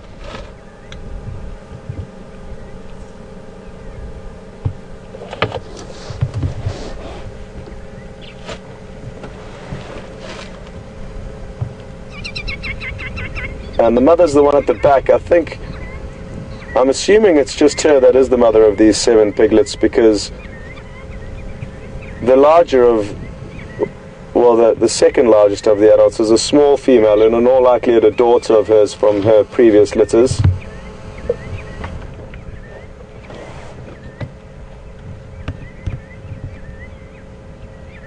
What wonderful little animals these are.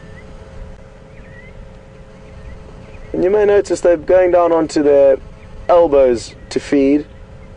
And they'll do that. That way they can use their nose as a shovel with more leverage from that angle. And that way they can access the roots of the grass, which they like to target as they get more nutrition from the roots than the drier blades of grass.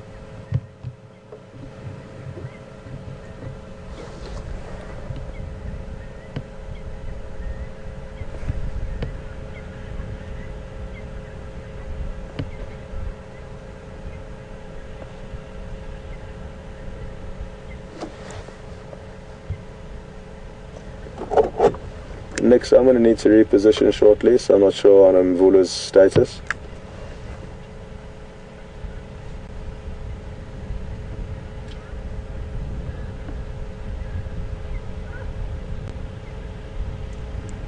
Okay, copy. Let me just try and reposition here then. Okay, well, we are going to have to reposition here.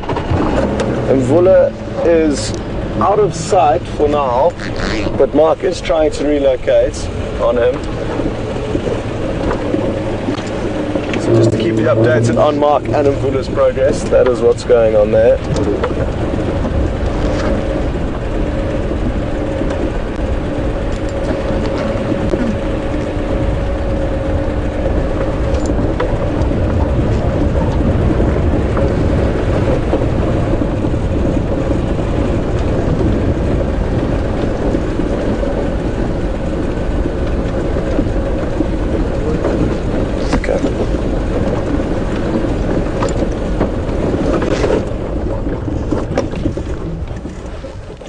Station looking for Scott, go ahead. Copy, thank you very much. I am at the airstrip now.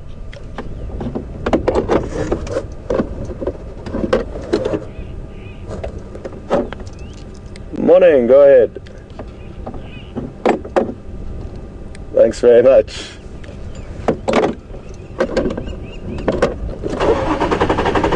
Okay folks, apologies for the confusion, but the good news is that we've been called into the sighting that we've come all the way here for, and it's exciting times, so stay tuned, don't go anywhere. We're about to see something very, very special.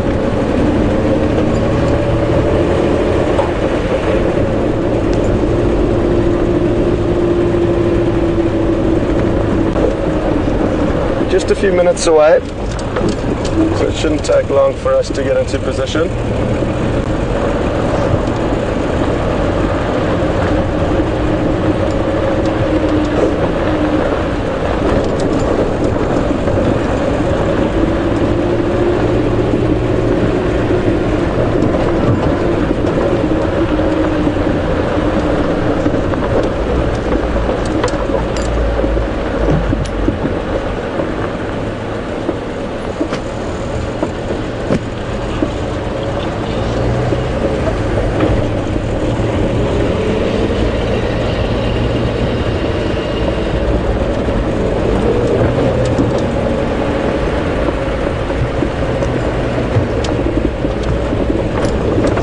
Some of you may have realized where we are. We are on the Arathusa airstrip, and it's a beautiful area this, that we are going to try and spend more time over here as the weeks progress. We've just been having a little bit of trouble with broadcasting from this area. We're a bit further away from Juma, but that appears to have been fixed up, so we can start venturing further afield into Arathusa.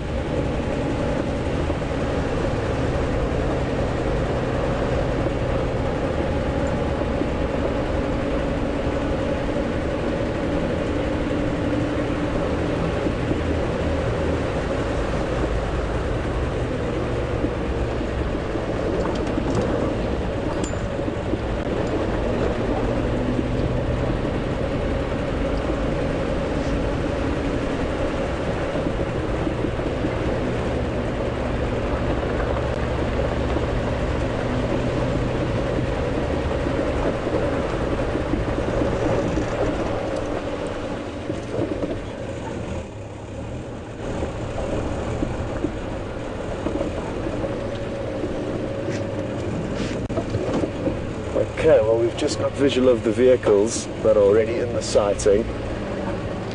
So it won't be long until we can see this animal.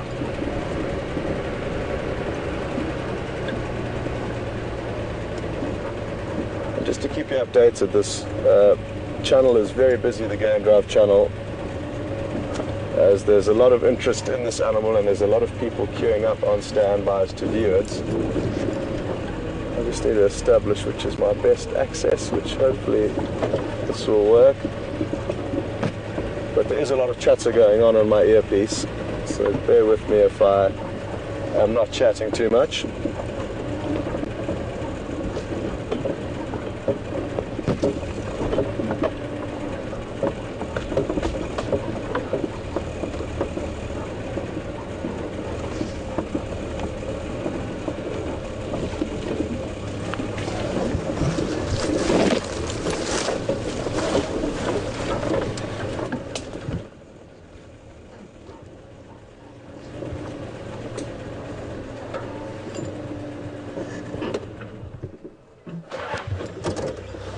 Well, would you believe it? This is the first cheetah that we've seen in many months of filming since the beginning of November last year. And that is why I was so excited. And this is a special moment.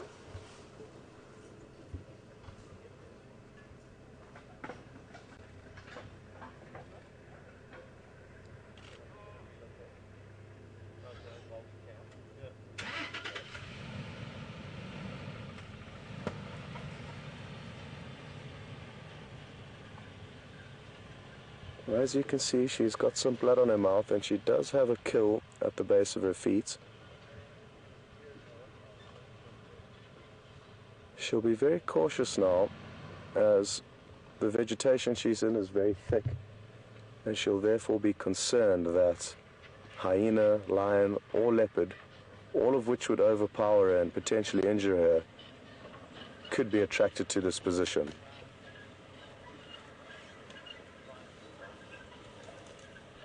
I'm battling to see what it is that she's managed to kill, but it looks like it could be a duiker,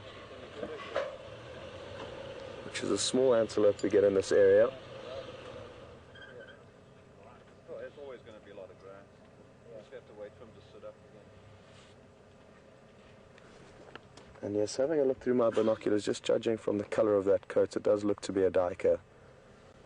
And she's going to do her best to feed on this duiker as quickly as possible. As like I say, she knows that at any moment another predator could arrive on the scene and chase her away from it.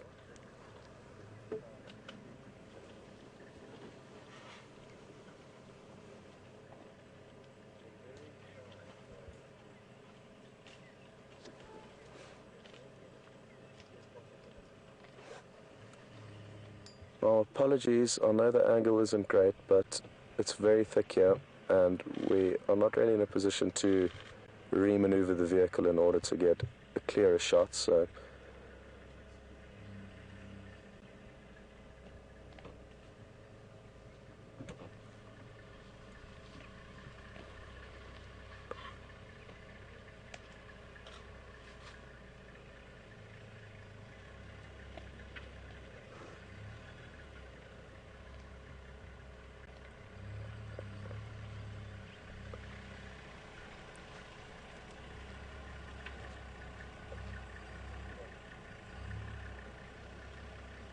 So just to reiterate how lucky we are this morning, it's been close on 5 months of filming, and we've been here day in and day out, and this is the first time we've been able to show you a cheetah, and they are really magical cats. Some differences you may notice between the cheetah and the leopard that you were looking at just earlier in Mvula is that the cheetah has solid black spots on its coat. It doesn't have a rosé like that of a leopard. And you can also see some black tear marks that run down her muzzle from her eyes. Those are also very characteristic features that differentiate the cheetah from the leopard.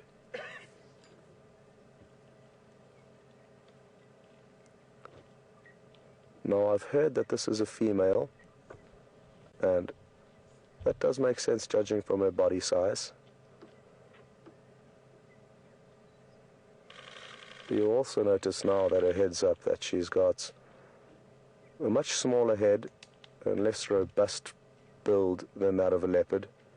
So that's also something to help differentiate the two animals. Okay,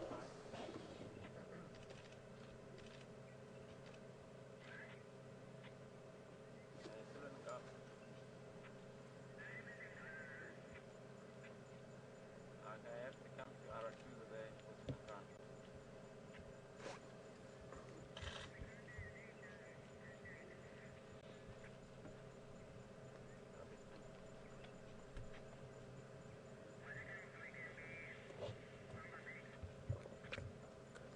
We've just got a question through from Heart Giraffe on Twitter, and they're interested to know whether this is the only cheetah here, and yes it is. Cheetah are most often solitary, unless this female had cubs that she was busy raising. The females will typically move alone, and occasionally, yes, you will have males that form coalitions, often brothers, that may form coalitions of up to 3 or 4 individuals. But typically, just like most cats, they are solitary. The road from MPM South, you take the Arathusa driveway, and there's a road approaching the S3 settle. Carry on to the S3 tunnel. Arathusa driveway. South. Approach that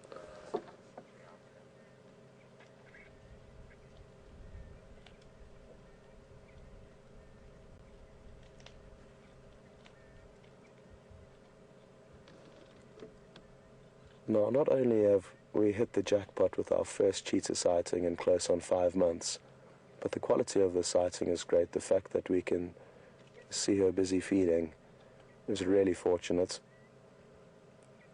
For those who get you later, they may find her fast asleep, full-bellied, under a tree.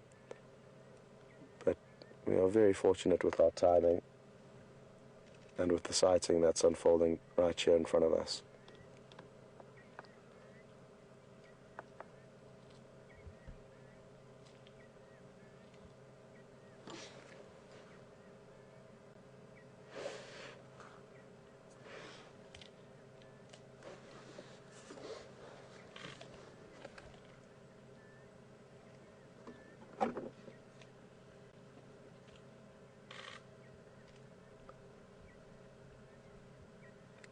Station on first standby for the skunk hunt.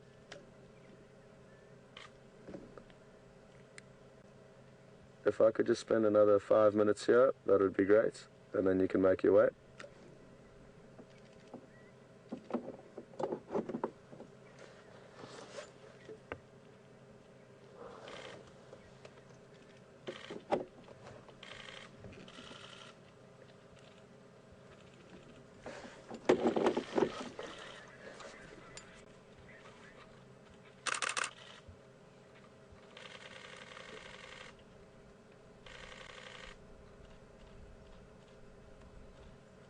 Again now, she's taken some time off from feeding to make sure that nothing's approaching, and so important for her to remain alert and not forget that she's in a very dangerous situation here. And we can see by her body language that she certainly is intent.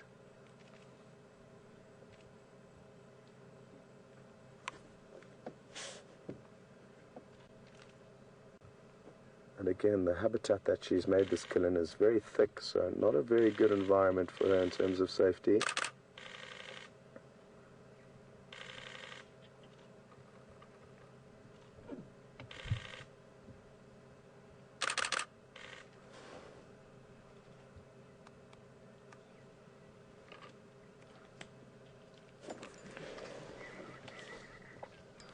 We've just got a question through from Renee on Twitter, and Renee is interested to know what this cheetah will do once she's finished this kill.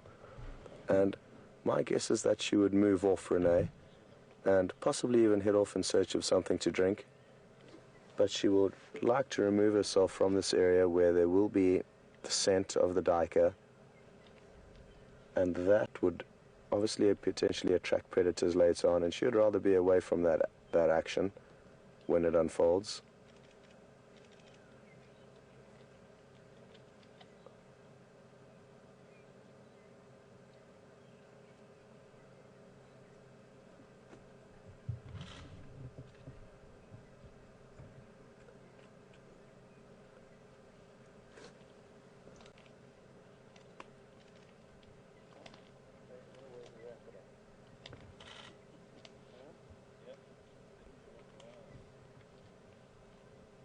Well, I guess Jeff's gonna go, oh shit.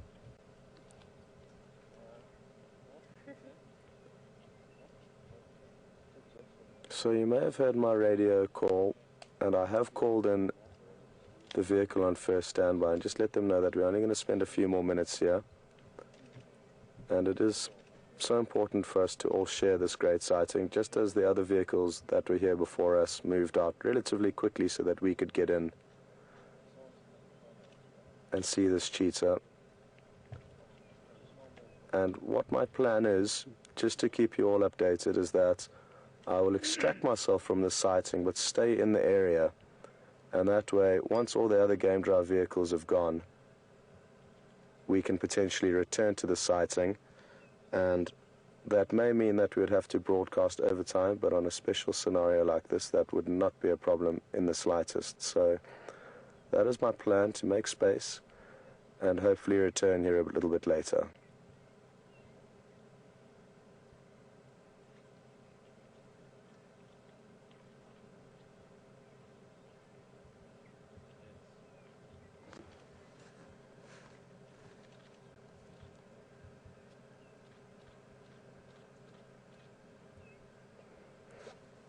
Just got a great question that's come through from Alice. Morning, Alice. And Alice is interested to know whether a cheetah could hoist this kill up a tree, just like a leopard would, in order to get it away from potential danger on the ground.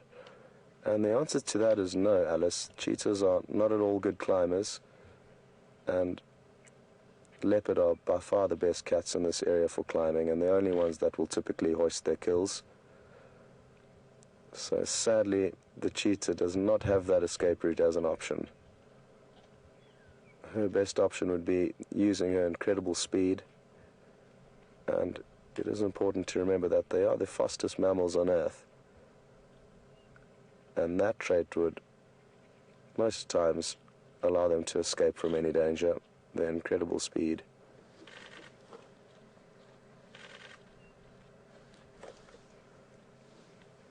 Well, I'm just going to give it another minute or so, and then I'm going to move out. And like I say, there is a plan in place to come here a little bit later, so that's the best option I think we have at the moment. And I hope you've all really enjoyed the sighting of a cat that we so seldom see.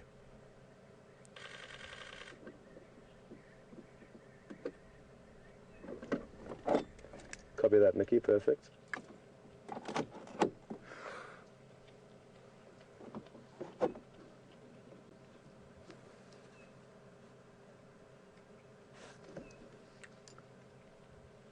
Station on first standby. I will be making space for you now.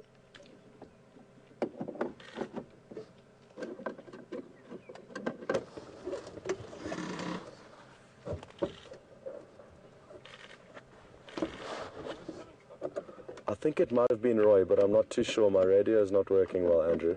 Oh, but Roy was just here now. He's left. Well, it'll be somebody.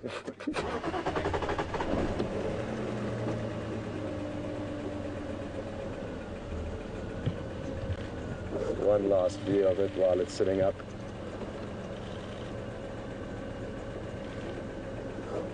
And I fear it has got up because of our vehicle noise. It would muffle any approach of any other animals coming, so I'm going to continue going, because our noise created by the vehicle would prevent her being able to hear any other animals accessing this area, and that would be why she did just poke her head up.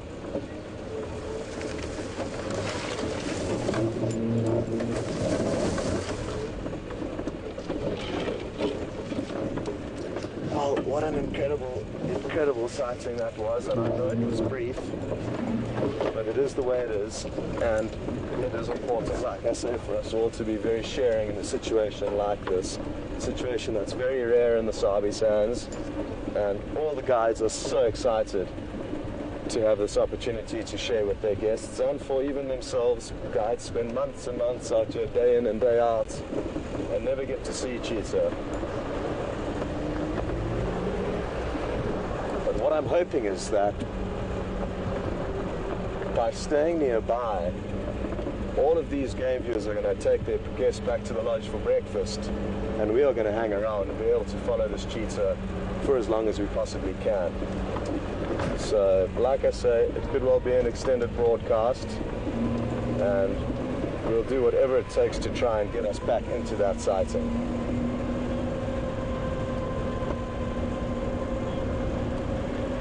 Whew.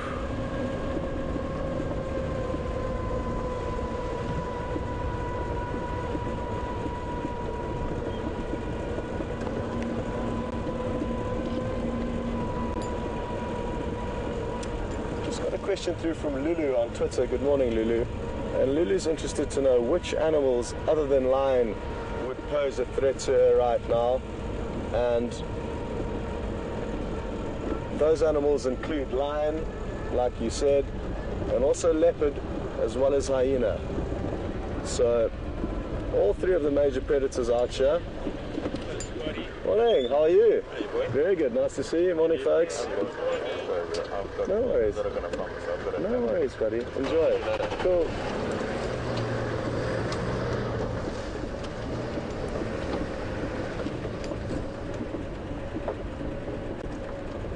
Leopard have even been known, Lulu, to kill cheetah and hoist them up the same tree that they've hoisted the kill that they've stolen from the cheetah. And there's some crazy photographs of an impala dangling over one branch in a tree, a cheetah over the other, with the leopard in the middle.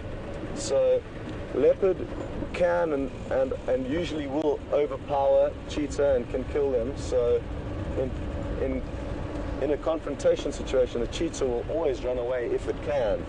But if it's caught unaware, the leopard may well kill the cheetah. And the same goes for hyena. All the predators have got incredible competition between one another, and when one is certainly strong enough to kill the other, they will. So it's only in situations when they're very evenly matched that they will prefer to avoid confrontation, because if it could go either way, they're not going to take that chance. So there's a lot of risks for cheetah in the Sabi Sands, and that is why they aren't too numerous here. There's a very high density of leopard, as well as lion, as well as hyena. And the fact that there are so many of those apex predators here makes it very difficult for cheetah to do well. That, coupled with various other factors, like the fact that we've got very few open areas like we are driving through now. The majority of this habitat is fairly thick woodland, which doesn't suit a cheetah's lifestyle.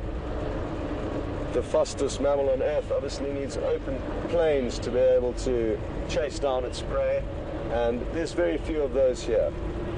Good question though, Lulu, and let's hope that this cheetah doesn't run into any trouble this morning.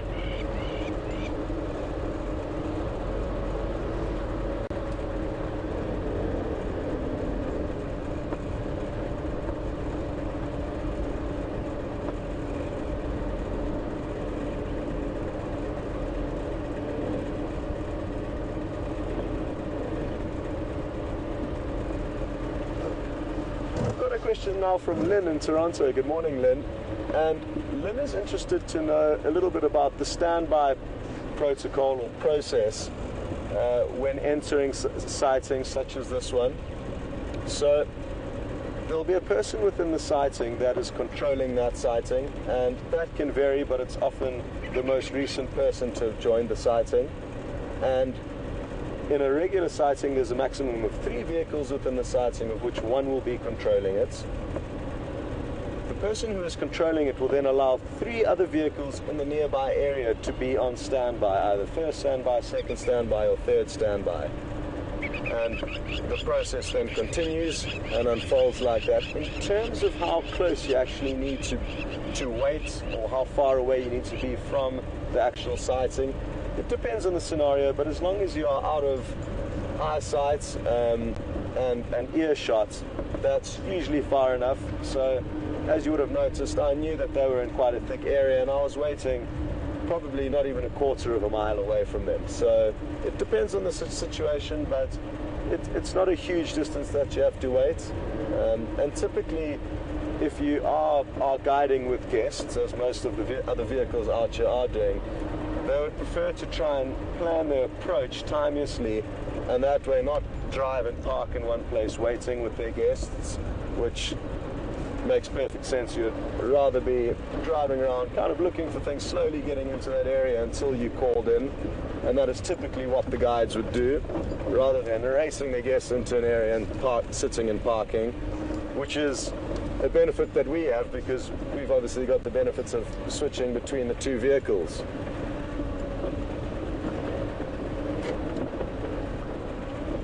So that's a little bit about the standby protocol.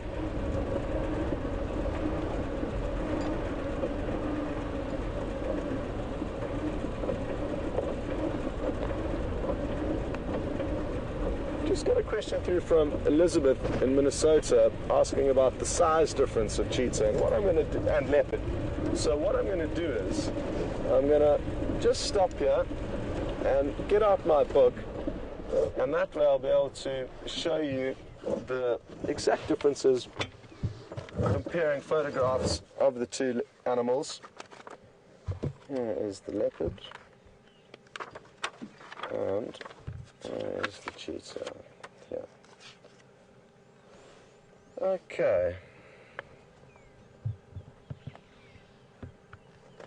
So, as you can see, the cheetah's spots are solid black spots, and it's got a very long and bushy tail, far bushier than that of the leopards. And you'll also notice the top image isn't great, but you can see the tear mark running down from the eye along the muzzle of the cheetah. They're also quite slender, built for speed, and are less robust than the leopard that I'm about to show you now. Now also, on average, the weight of cheetah would be around 40 to 60 kilograms as a rough rule, and the males would typically be heavier than the females, but that's an average weight that you would find of cheetah, whereas leopards would be anywhere from 40 to 100 kilograms, so considerably larger than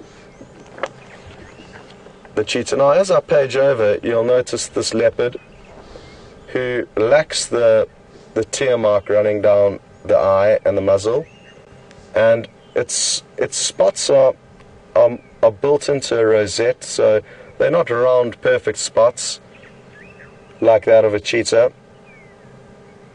It's more of a rosé with a caramel tinge in the center of it. And there's actually a perfect comparison in the picture at the base here, and you'll notice, well, you tell me which is at the top and which is at the bottom. So I hope you can see that clearly, but you should be able to distinguish the animal on the top picture against the animal on the bottom picture. So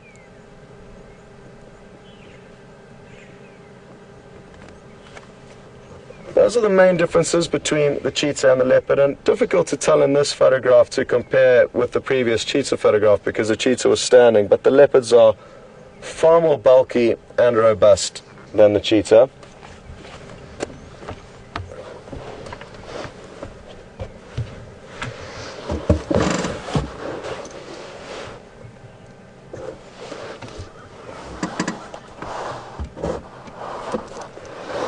We've just got a question through from, sorry, let me just confirm who that's from.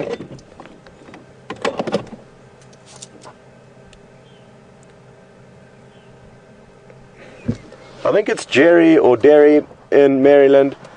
Anyway, welcome on board, and they're interested to know whether the cheetah was old or young, and to be honest, I don't consider myself a cheetah expert. I've spent the majority of my guiding career in areas where we don't have great cheetah viewing, and therefore haven't spent much time viewing them, and therefore don't know a huge amount about them.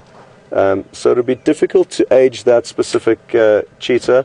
What I can say, though, is that she looked in great condition. She certainly didn't look like she was very old, but I wouldn't be able to hazard a guess as to how old she was, as I simply just have not spent enough time with cheetah.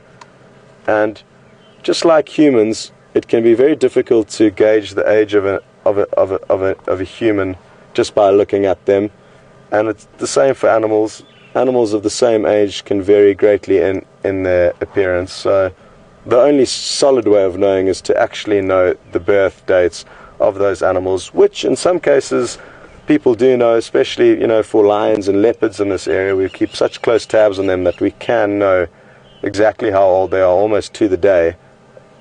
But with this cheetah, I'm not exactly sure. I'll certainly ask the guides, but I'm fairly certain none of them will have concrete information as to how old she is.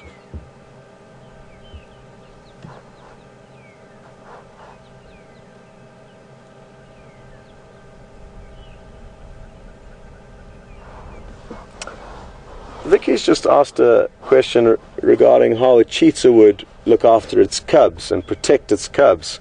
And the best way that a cheetah could do that would be to avoid conflict areas and keep them out of harm's way. Now, if the cheetah does come across any kind of predators or animals that could cause harm to her cubs, she may well try and defend them. And what cheetah can do and will do is they will run forward using their two front legs that they beat down in front of them. It's a very specific a kind of attack that they like to use when confronting hyena and other animals. But it would very seldom be to a point of actual confrontation.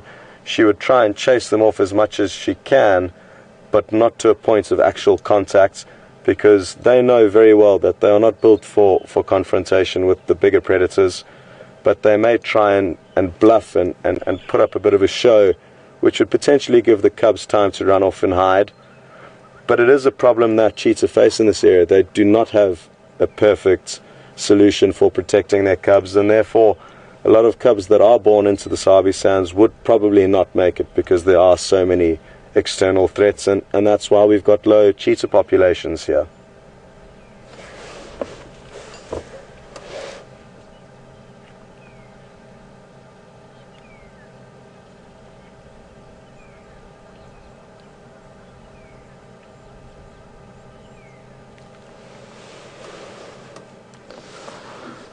We've just got a question through from Anna on Twitter, and that's also relates to another question we had earlier, asking whether the cheetah could climb a tree and hoist the kill up a tree.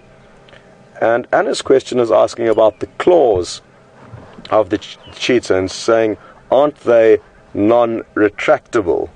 Now, we have to be careful with the terminology here, because it can be a little bit confusing. But basically, a cheetah's claws are always extended or protracted. So, unlike the other cats, the lion and the leopard, when a lion and leopard is walking down the road, you will have no sign of it having any claws. The lion and leopard would protract them forward when they are wanting to latch on to prey, and therefore that is the only time that their claws will come out of their sheath, when they are in attack or potentially when they are sprinting. Now, a cheetah does not have that option. Its claws are always out and cannot protract them out any further for climbing, and therefore they are not sharp like a lion or leopard's claws. They're more like the claws of a dog. So it's a very good point that Anna's brought up, and their foot structure and claw structure is considerably different to lion and leopard. Therefore, it also helps us when tracking cheetah, because we can see their claws at the fronts of their little pug marks.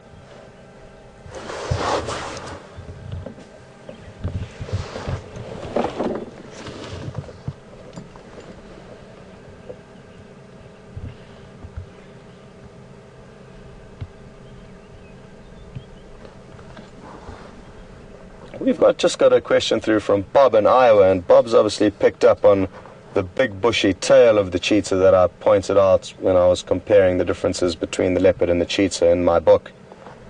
And Bob's interested to know how the tail of the cheetah helps in its hunting. And it does help greatly in its hunting abilities because it acts as a balancing rod, and they've got some incredible footage on various documentaries of cheetah hunting, and you can see how they swing their tail from side to side in order to help them balance at the incredibly fast speeds that they're traveling at. And Nikki, would you mind cutting across to Mark for a few minutes? We are going to extend the broadcast so I can carry on answering questions later, and I can just then chat with the Game Drive channel and try and work out when I'm going to be able to get back in there.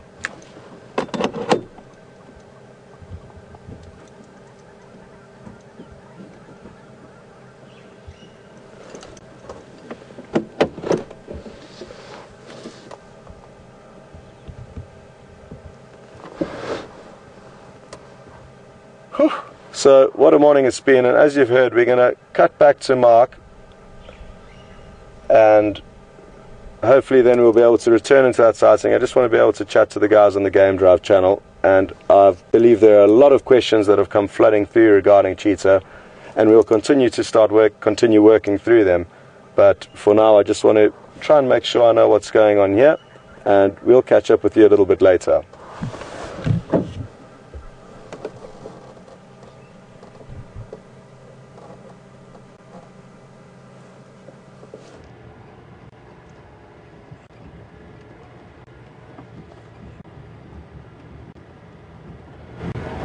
Hi everybody, fantastic news that we've got a cheetah. I was so amazed to hear it on the radio when we were sitting with Mbula. It's really fantastic. Our first cheetah on camera for this particular series of our broadcasts. I've been waiting for this day. Good news is that she is at Arathusa airstrip, and there's a good chance, having come up from the south maybe, that she might move this way and we might be able to I don't know, if we're really, really lucky, she might come on to Gari, maybe pile of plains or sandy patch or something. If she is a cheetah that is familiar with this area, great to have that. At Gari Dam now, I gave up on Mvula. Towards the end, just before we were going to cross to Scott, he got up and he started moving into the bush, and the vehicles started maneuvering to leave the sighting, and well, we had one little mishap. And now I got an extra dent in Wendy. So when all of that commotion settled, he disappeared into some thick bush. I spent the last, I don't know, half hour or so trying to look for him, to no avail. Very, very dense where he went in. I've also driven those roads a few times to see if he would come out again, but he hasn't. Maybe this afternoon we can find his tracks. But what are now regular visitors to Gari Dam, a pair of saddle-bull storks, the dam dropping very, very fast, the water level, and that's making it a lot easier for them for fishing or frogging. There is also a heron here. Now, often people mistake herons and storks and cranes. Unfortunately, I can't show you a crane, but to show you the difference between a stork and a heron, notice how very heavy the stork's bodies are, and the comparison between the size of the beak of a stork and its head and neck. And if I could just get to see this heron without it flying, sitting in the dead tree here. I don't know if it's going to let us see it, or if we're going to get a view of it.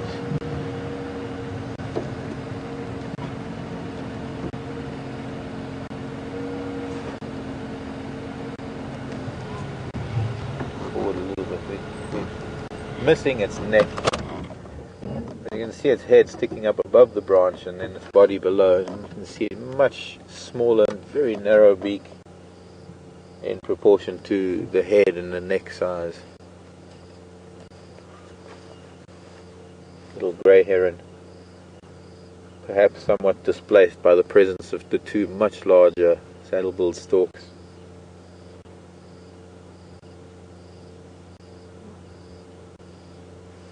I'm glad we didn't disturb it. Back again. I'm going to head back up to quarantine. There was a herd of zebra that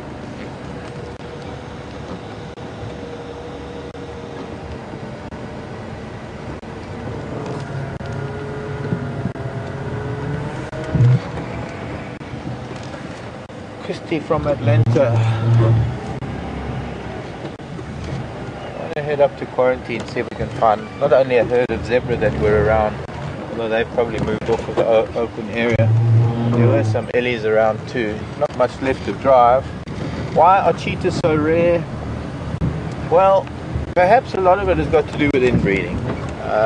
Cheetah throughout Africa, sub-Saharan Africa, let's put it that way, Africa south of the Sahara, all stem from a very, very narrow gene pool, and so their genetics are not very strong.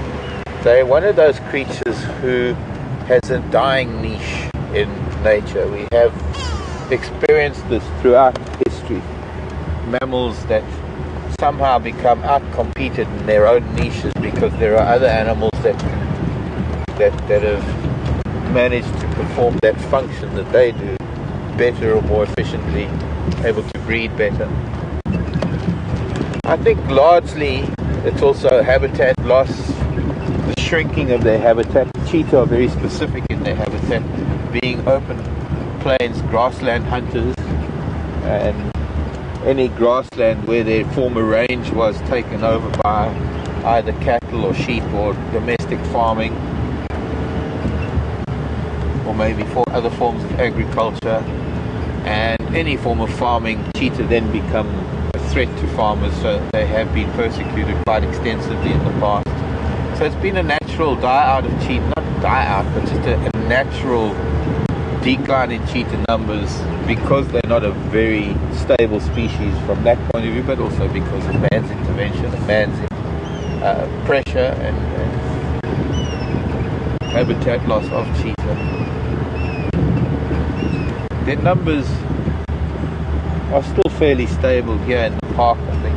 I don't know what number of cheetah there are within Kruger, but unfortunately we here at Juma don't quite have the habitat that cheetah require. This would be a perfect spot for cheetah out here on quarantine, but it would be no good for any length of time. Cheetah would be able to spend a day or two, maximum of a few days here, before they can no longer hunt, because the animals will get so used to their presence and the animals will keep away from them. So they are likely to move through Juma, and we've had that many times in the past. We've had cheetah actually moving through Juma. We've watched them hunt, we've watched them with their cubs. Very special moments when we do have them, rare moments and very special, but it's one of the things that gets us waking up every morning, that possibility, that chance. Remote chance that we're going to bump into a cheetah. And well, today was the day. We were lucky to be called in to that one in Arathusa. I think Scott is going to try and get back in to see that cheetah, so we might run a little bit late. We might lose a little bit more sleep out there in the world.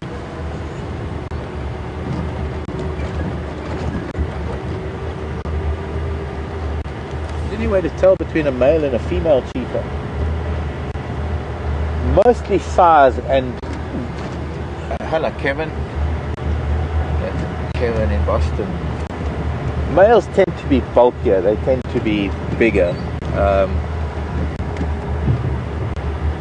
heavier shoulders, thicker neck, and of course their heads are head of a male cheetah.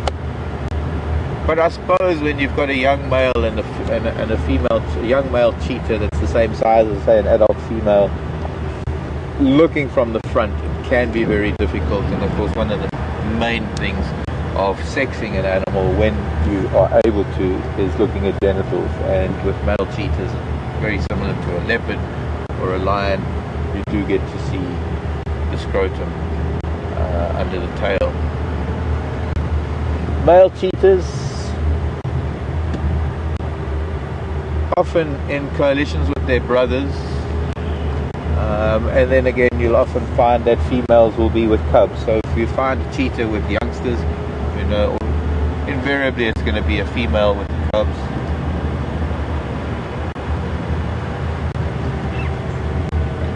It's perhaps a bit late in the morning for these zebras to still be out in the open, because by now they'd probably be in the tree line grazing, and might come back out again this afternoon. It was a nice little herd size that we saw last evening coming back from drive. I'm going to say goodbye. We're going to go back to Scott from Jason in the back and myself, Mark. Thank you for joining us this morning. It's great to have found Mvula, and we did have a couple of ellies. Maybe this afternoon we'll be lucky again. Sky is clearing and we're in for a good day, and I'll see you later. Love you lots. Goodbye.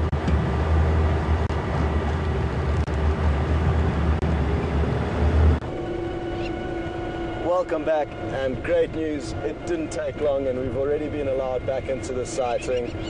And the guy that we let in to go and have a quick look was under huge time pressure. His guests are flying out on an early flight, so just as well we did make space for them, because it would have been tragic if his guests missed out on that opportunity just because they had an early flight out this morning.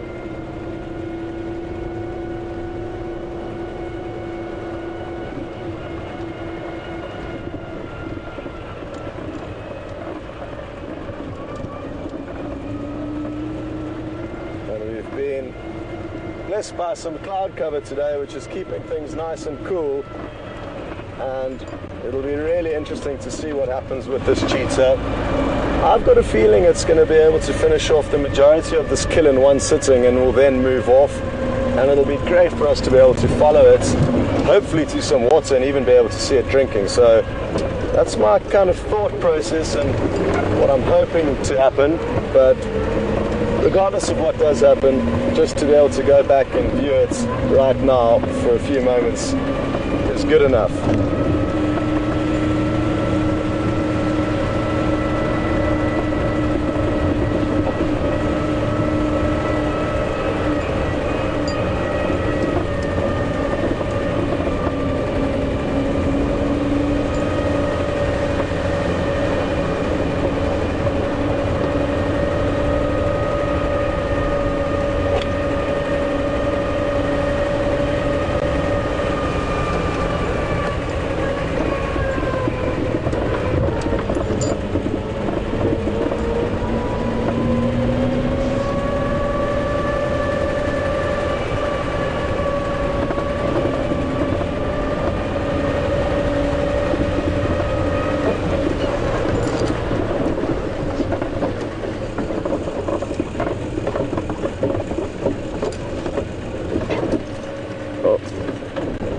Notice that another vehicle's parked in a position that's going to not give us a great angle if we approach from this side. So I'm going to just do a different approach, which will actually be great, because that way we'll get a slightly different angle than the one we had before. So a blessing in disguise that that other vehicle is parked in basically our spot from last time.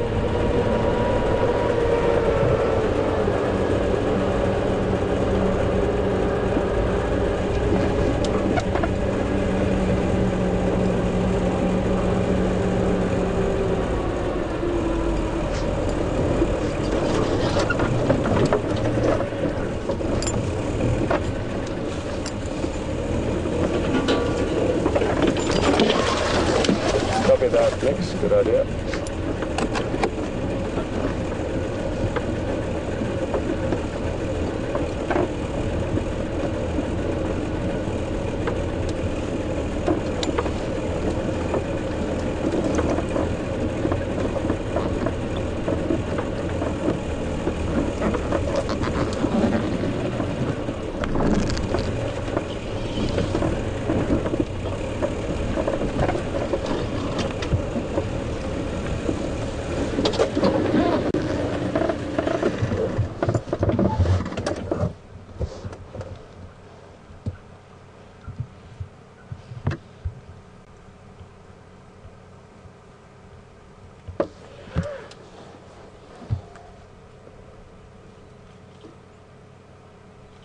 again, it could well be that she's lifted her head up due to the fact that we've been approaching the sighting, and therefore it would have muffled any other noises that she may have liked to have heard of any predators approaching.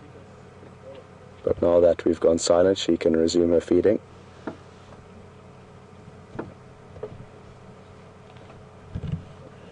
And unlike leopard and lion to a degree, who have less of a rush to finish their kill, cheetah are often under huge time pressure to finish whatever they've caught, because again they know that there's a host of other carnivores out here that would overpower them if they caught wind of a kill in this position.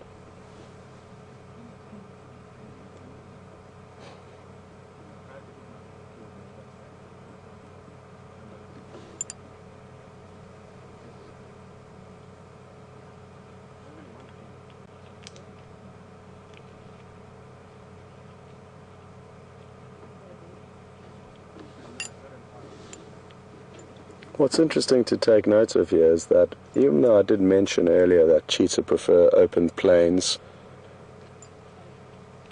where they can unleash their incredible speeds of over 100 kilometers an hour, over 60 miles an hour,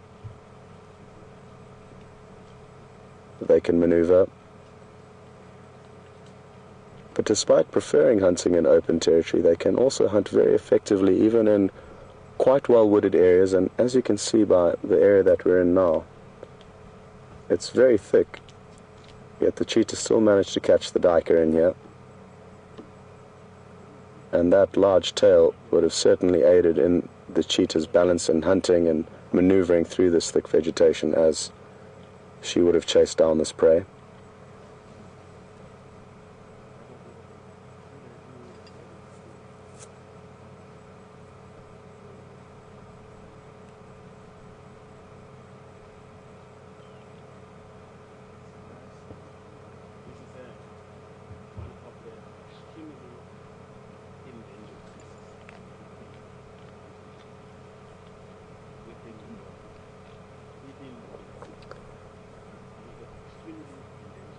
We've just got a question through from Katrina asking whether cheetahs can have heart attacks from exerting too much energy or power when chasing down their prey. And yes, potentially they could, but it very seldom happens because naturally they know when to stop, but they do have a threshold where they do need to be careful, and they do need to not overexert themselves when chasing down prey, especially over longer distances. So that is something that the cheetah do have to factor in when they are hunting. But I think very seldomly would a cheetah ever actually overstep that threshold and cause themselves to die, be it from a heart attack or simply from overheating. But very often, Katrina, when cheetah have managed to bring down their prey, they need to take several minutes to regain their breath and cool down before they can start feeding. So it certainly is an interesting fact about cheetahs that they can really push their body right to the limits in order to take down their prey.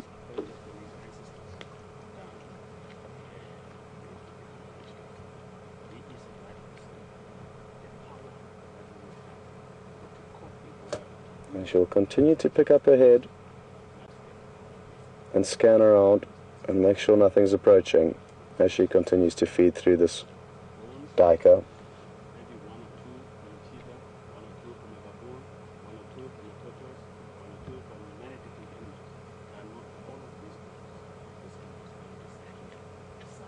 Now, because it is a smaller kill, I do think it's possible for her to finish it, like I say, in one sitting and then move off. And that'll be great for our viewing because it'll allow us to hopefully see her on the move. However, if she had have made a bigger kill, for example, like that of an impala potentially even a kudu, then she may take the risk of hanging around and trying to feed on it for as long as she can before any predators may detect it. And there are huge areas out here, so even though the smell from this kill will be a very strong one, there may not be any predators nearby to pick up on that scent. And now it was the wind that picked up very, very slightly, but caused the vegetation to rustle, and that's what got her up now. So it's not just the vehicles that will cause her to pop up and focus intently on what may be arriving. It's also the wind.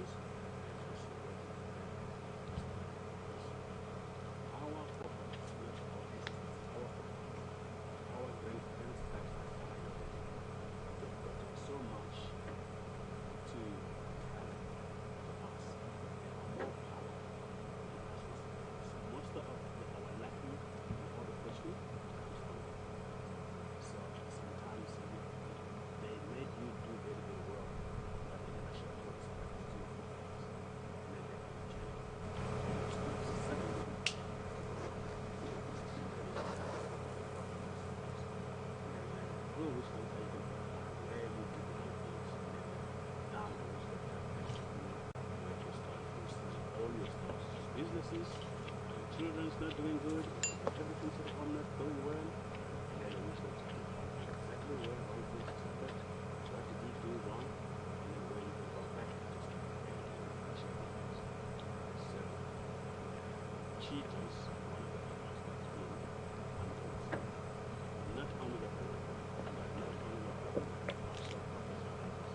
Well, with regards to differentiating between the two pictures of the coats of the leopard and the cheetah, well done. Nikki says there's been a stream of answers that have come through, and all of you have been right, so well done to all of you who did put through your answers to that little quiz, differentiating the spots of a cheetah to that of the rosette of a leopard. And so happy that we can finally actually show you the differences rather than just talk about it.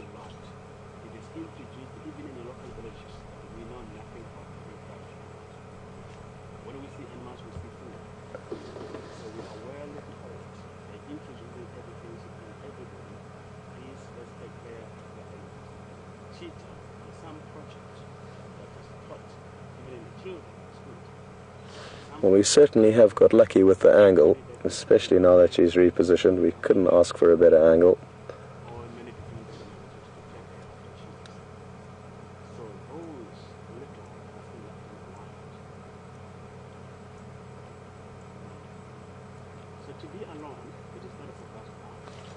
You may notice she may start to use her tongue to try and lick off the fur as she starts to feed on the neck of this duiker. And the predators will try and remove as much fur as possible before feeding. That's not to say that a lot of fur is not is ingested, and just like domestic cats, the lion, leopard and cheetah will all cough out fur balls at a later stage.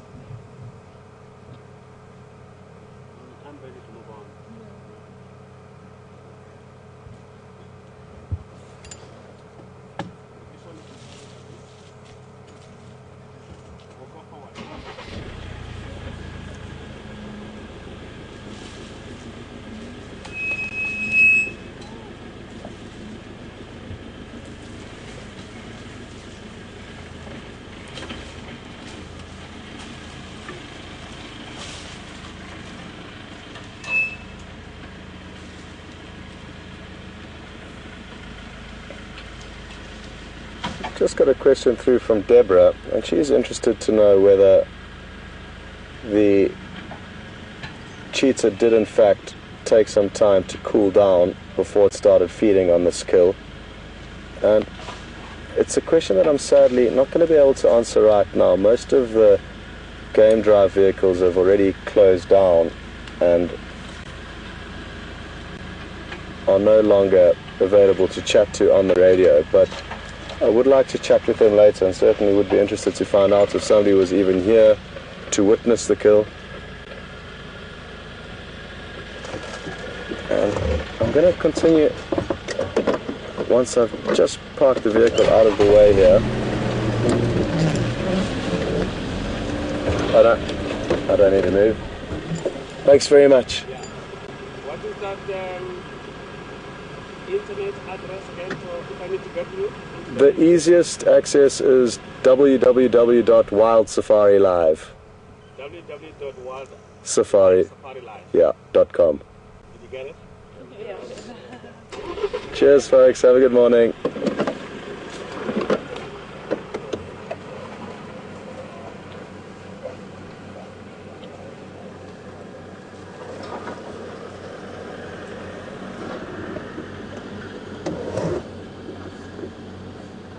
Okay, well, I feel we can get into a slightly better position, so just bear with me for 1 second as we just creep a little bit closer.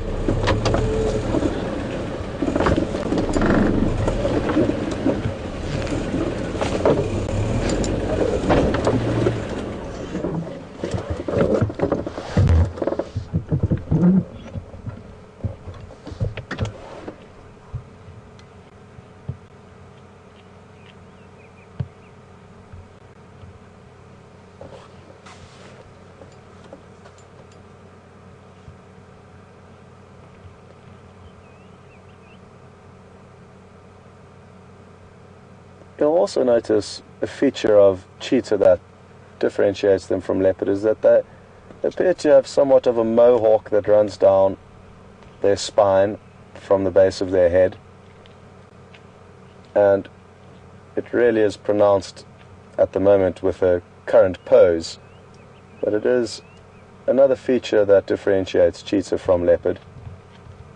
Baby cheetah will have an incredibly beautiful mohawk that's considerably longer than their parents and white in coloration,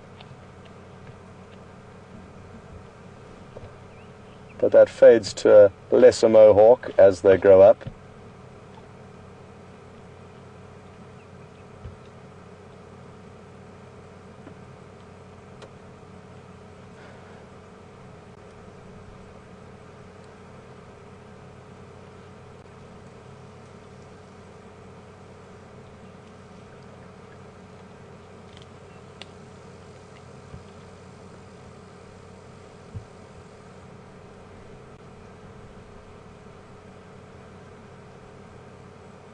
Well, we've just got a question through from my mother in Durban, which is a city on the east coast of South Africa.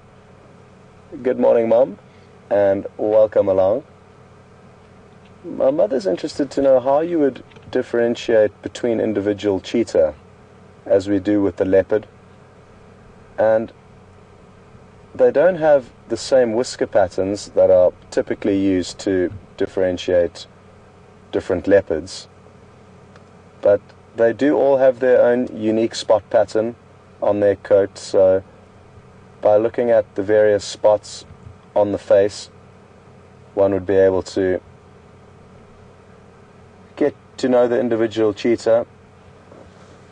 In the Sabi Sands, however, we see so few cheetah that are differentiating them makes it quite easy, because it's typically only kind of one female or a couple of males that we may see at any given stage, so it's typically not a problem we are faced with. But in other areas of Africa where cheetah are more common, they will use the variously different spots on their face to help distinguish.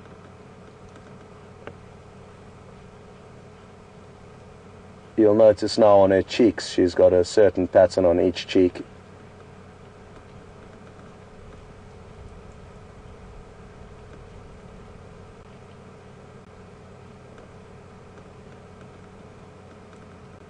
thanks for that question, Mom. I hope you are having a good time enjoying this cheetah sighting.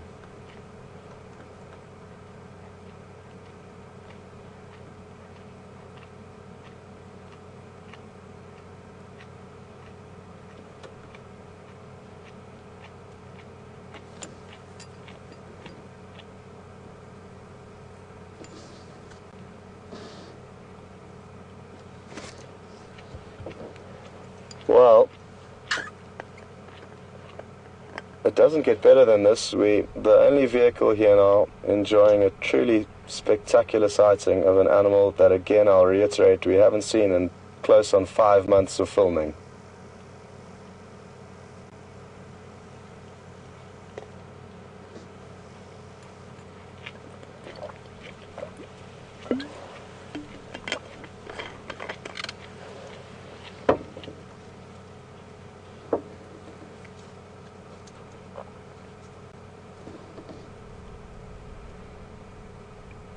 Just got a question through from Tony in Holland. And Tony's interested to know that whether if this cheetah had cubs, would she change her hunting techniques, and would she feed on the kill first before allowing the cubs to feed? And I think yes, to a degree it may change its hunting pattern in that it would have to somehow warn the cubs that she is busy hunting and therefore leave them behind in a certain area so that they don't follow her too close while she's stalking up to the prey. So it will have an impact on her hunting, certainly. In terms of the prey that she takes down, she will take down whichever kill is easiest to her. She won't necessarily target larger prey. She will always target the easiest prey available to her, be it big or small. Even though there are more mouths to feed, she would rather take the easiest option and hopefully then a more guaranteed meal than risk trying to catch bigger prey that may be more difficult to take down. They will always take the easiest option. So I don't think it will influence the species of prey that she would target. And with regards to feeding, I think a lot depends on her current hunger and also how much energy she's exerted on the hunt. The cubs may see her make the kill and she may be so exhausted that naturally she would be catching her breath while the cubs feed on the kill. Yet if she was very, very hungry, she would typically feed herself first because she is the most important member of the family, and it's no good having 3 full-bellied cubs and a hungry and undernourished mother that cannot feed them. So typically the adults look after themselves first here in nature, which does make the most sense.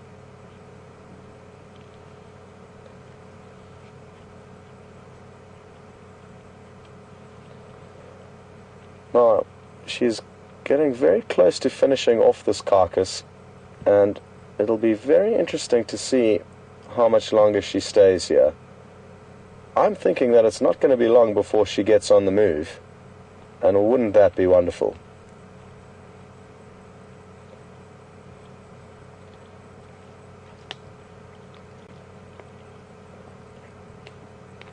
Her jaw is certainly not designed to crunch through much of the larger bones, and that she will leave here for a lucky hyena or other animal who comes across this carcass. But there certainly will be some leftovers here that she would be happy to leave.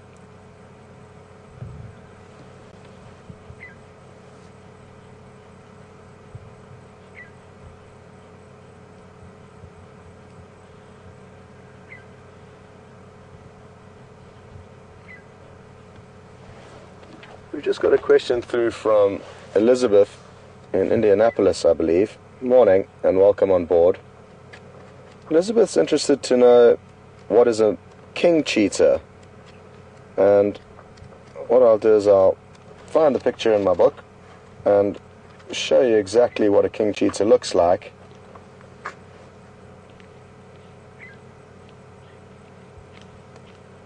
But basically all it is different genetic strain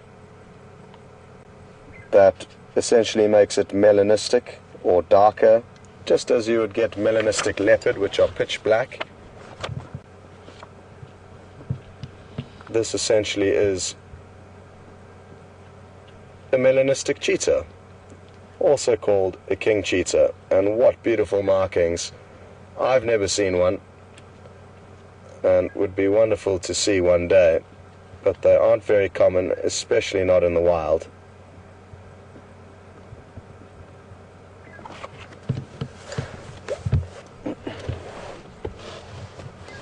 Thanks, Viam.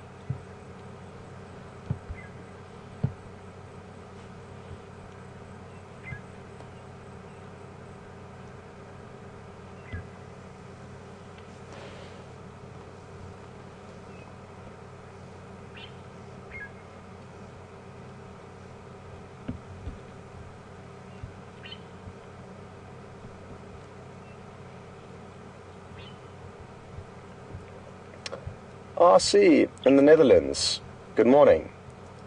Now RC has noticed that it's not very noisy here. There's not many birds alarm calling or squirrels alarm calling, and that's merely because this cheetah has got lucky. I think the fact that it is in fairly thick vegetation makes any squirrels in the surrounding area and or birds, it makes it a little bit more difficult for them to see her.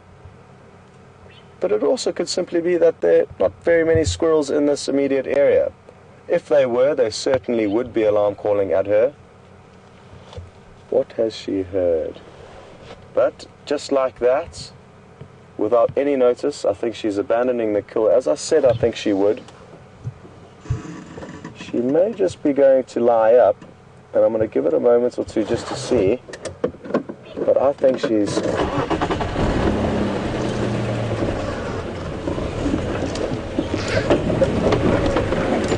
She's very nervous and wants to get out of this area as soon as possible. I don't think she's planning on lying up here and eating any more of that kill. And this is the moment we've been hoping for, to get her on the move. And I'm going to have to, excuse me, concentrate here because it's quite thick vegetation. And I don't want to lose her. But thankfully in these little vehicles, which are considerably shorter than the regular game drive vehicles, we're quite maneuverable. It's just going to make filming difficult, but bear with us. She will pop out into an open clearing at some point where we can try and film her.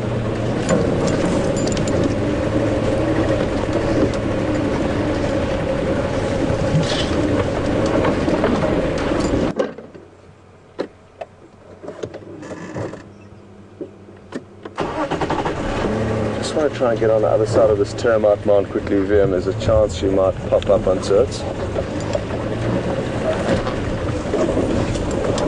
Watch out, there's a few holes here.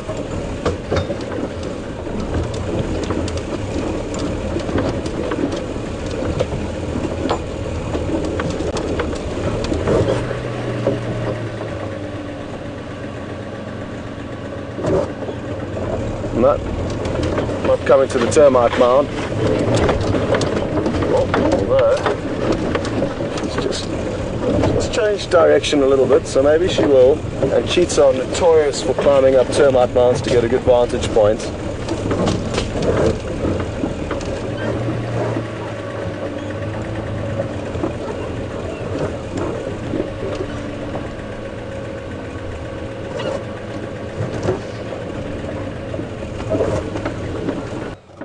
That explains that, Viam. Well done, Viam, for pointing that out.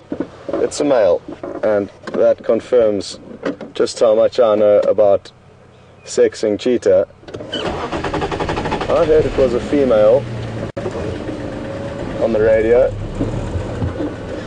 but well done, Viam, for pointing that out. It is a male, and it's not easy to distinguish the two. I'm sure if a male was standing next to a female, that would be a different story.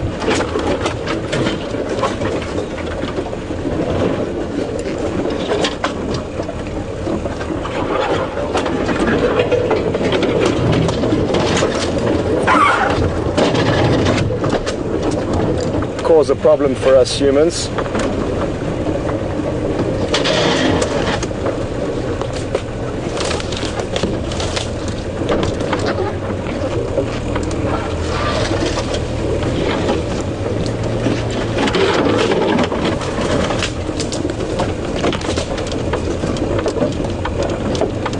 I think it's still quite a way before we pop out onto a road, but I think when we do, hopefully she would start using that as it's a path of least resistance, and the animals typically like to take those paths of least resistance.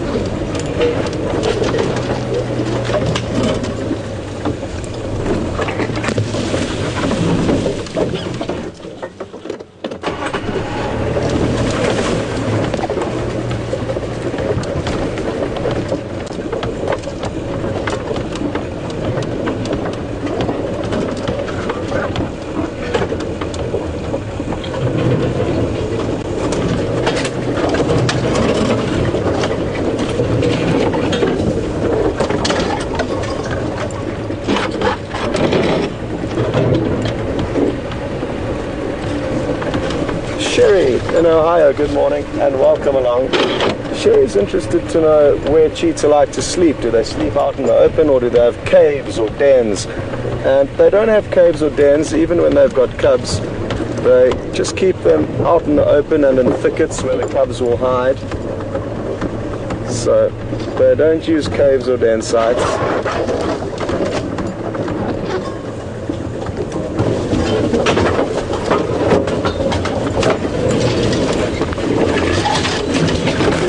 Keep an eye on him, because this is a bigger loop than we would have liked to have taken, but the vegetation is dictating where we can drive and where we can't. We're still good. Still had a brief glimpse of him.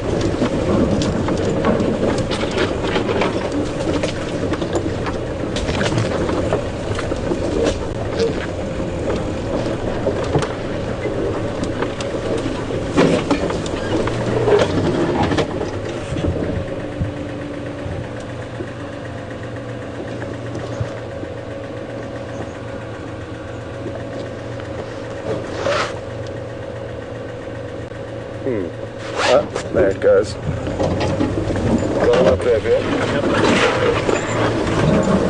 Squeeze tight.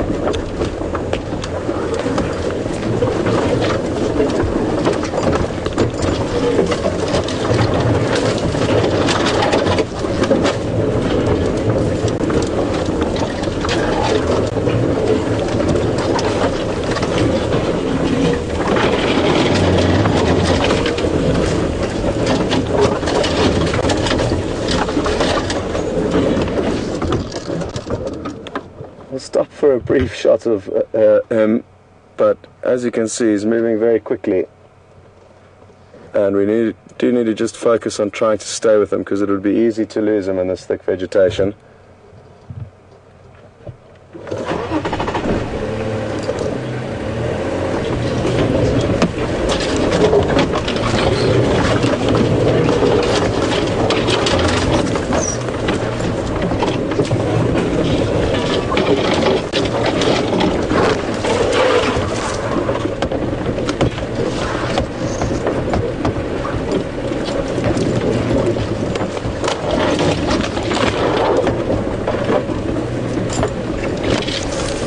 I wish I knew where we were, but I've got a vague idea.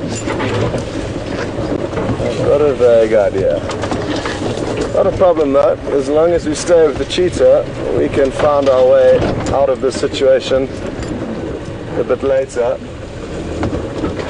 So our main goal is to just keep an eye on this beautiful creature and try and enjoy the sighting for as long as we can, because it could be another 5 months until we see the next one.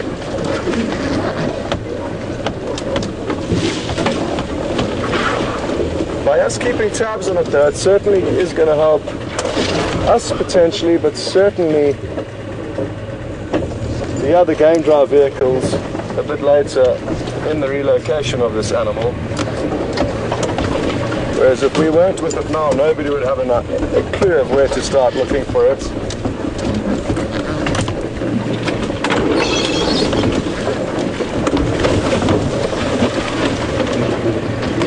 Kept it a little bit too tight. Oh.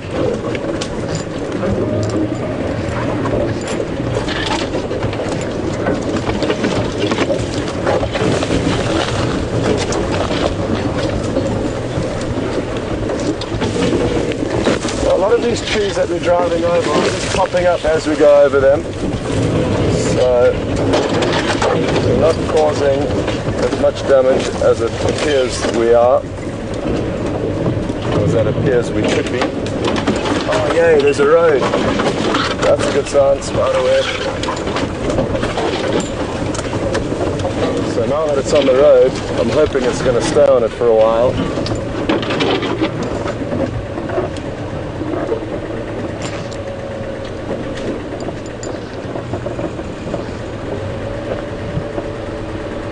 Unless it's already just crossed straight over.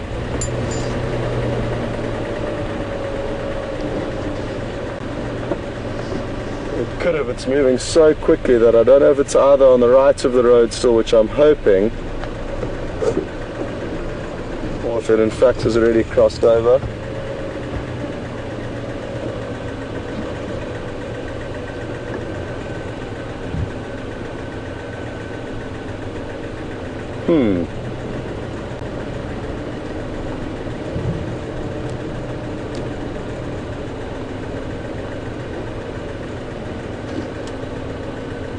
Keep an eye behind us here and make sure it doesn't slink behind us.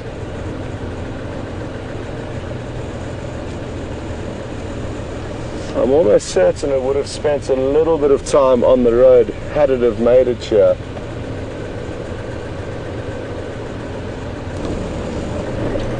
Come on, where are you hiding?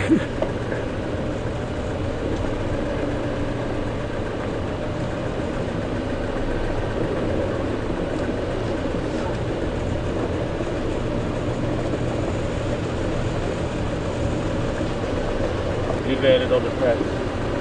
Exactly.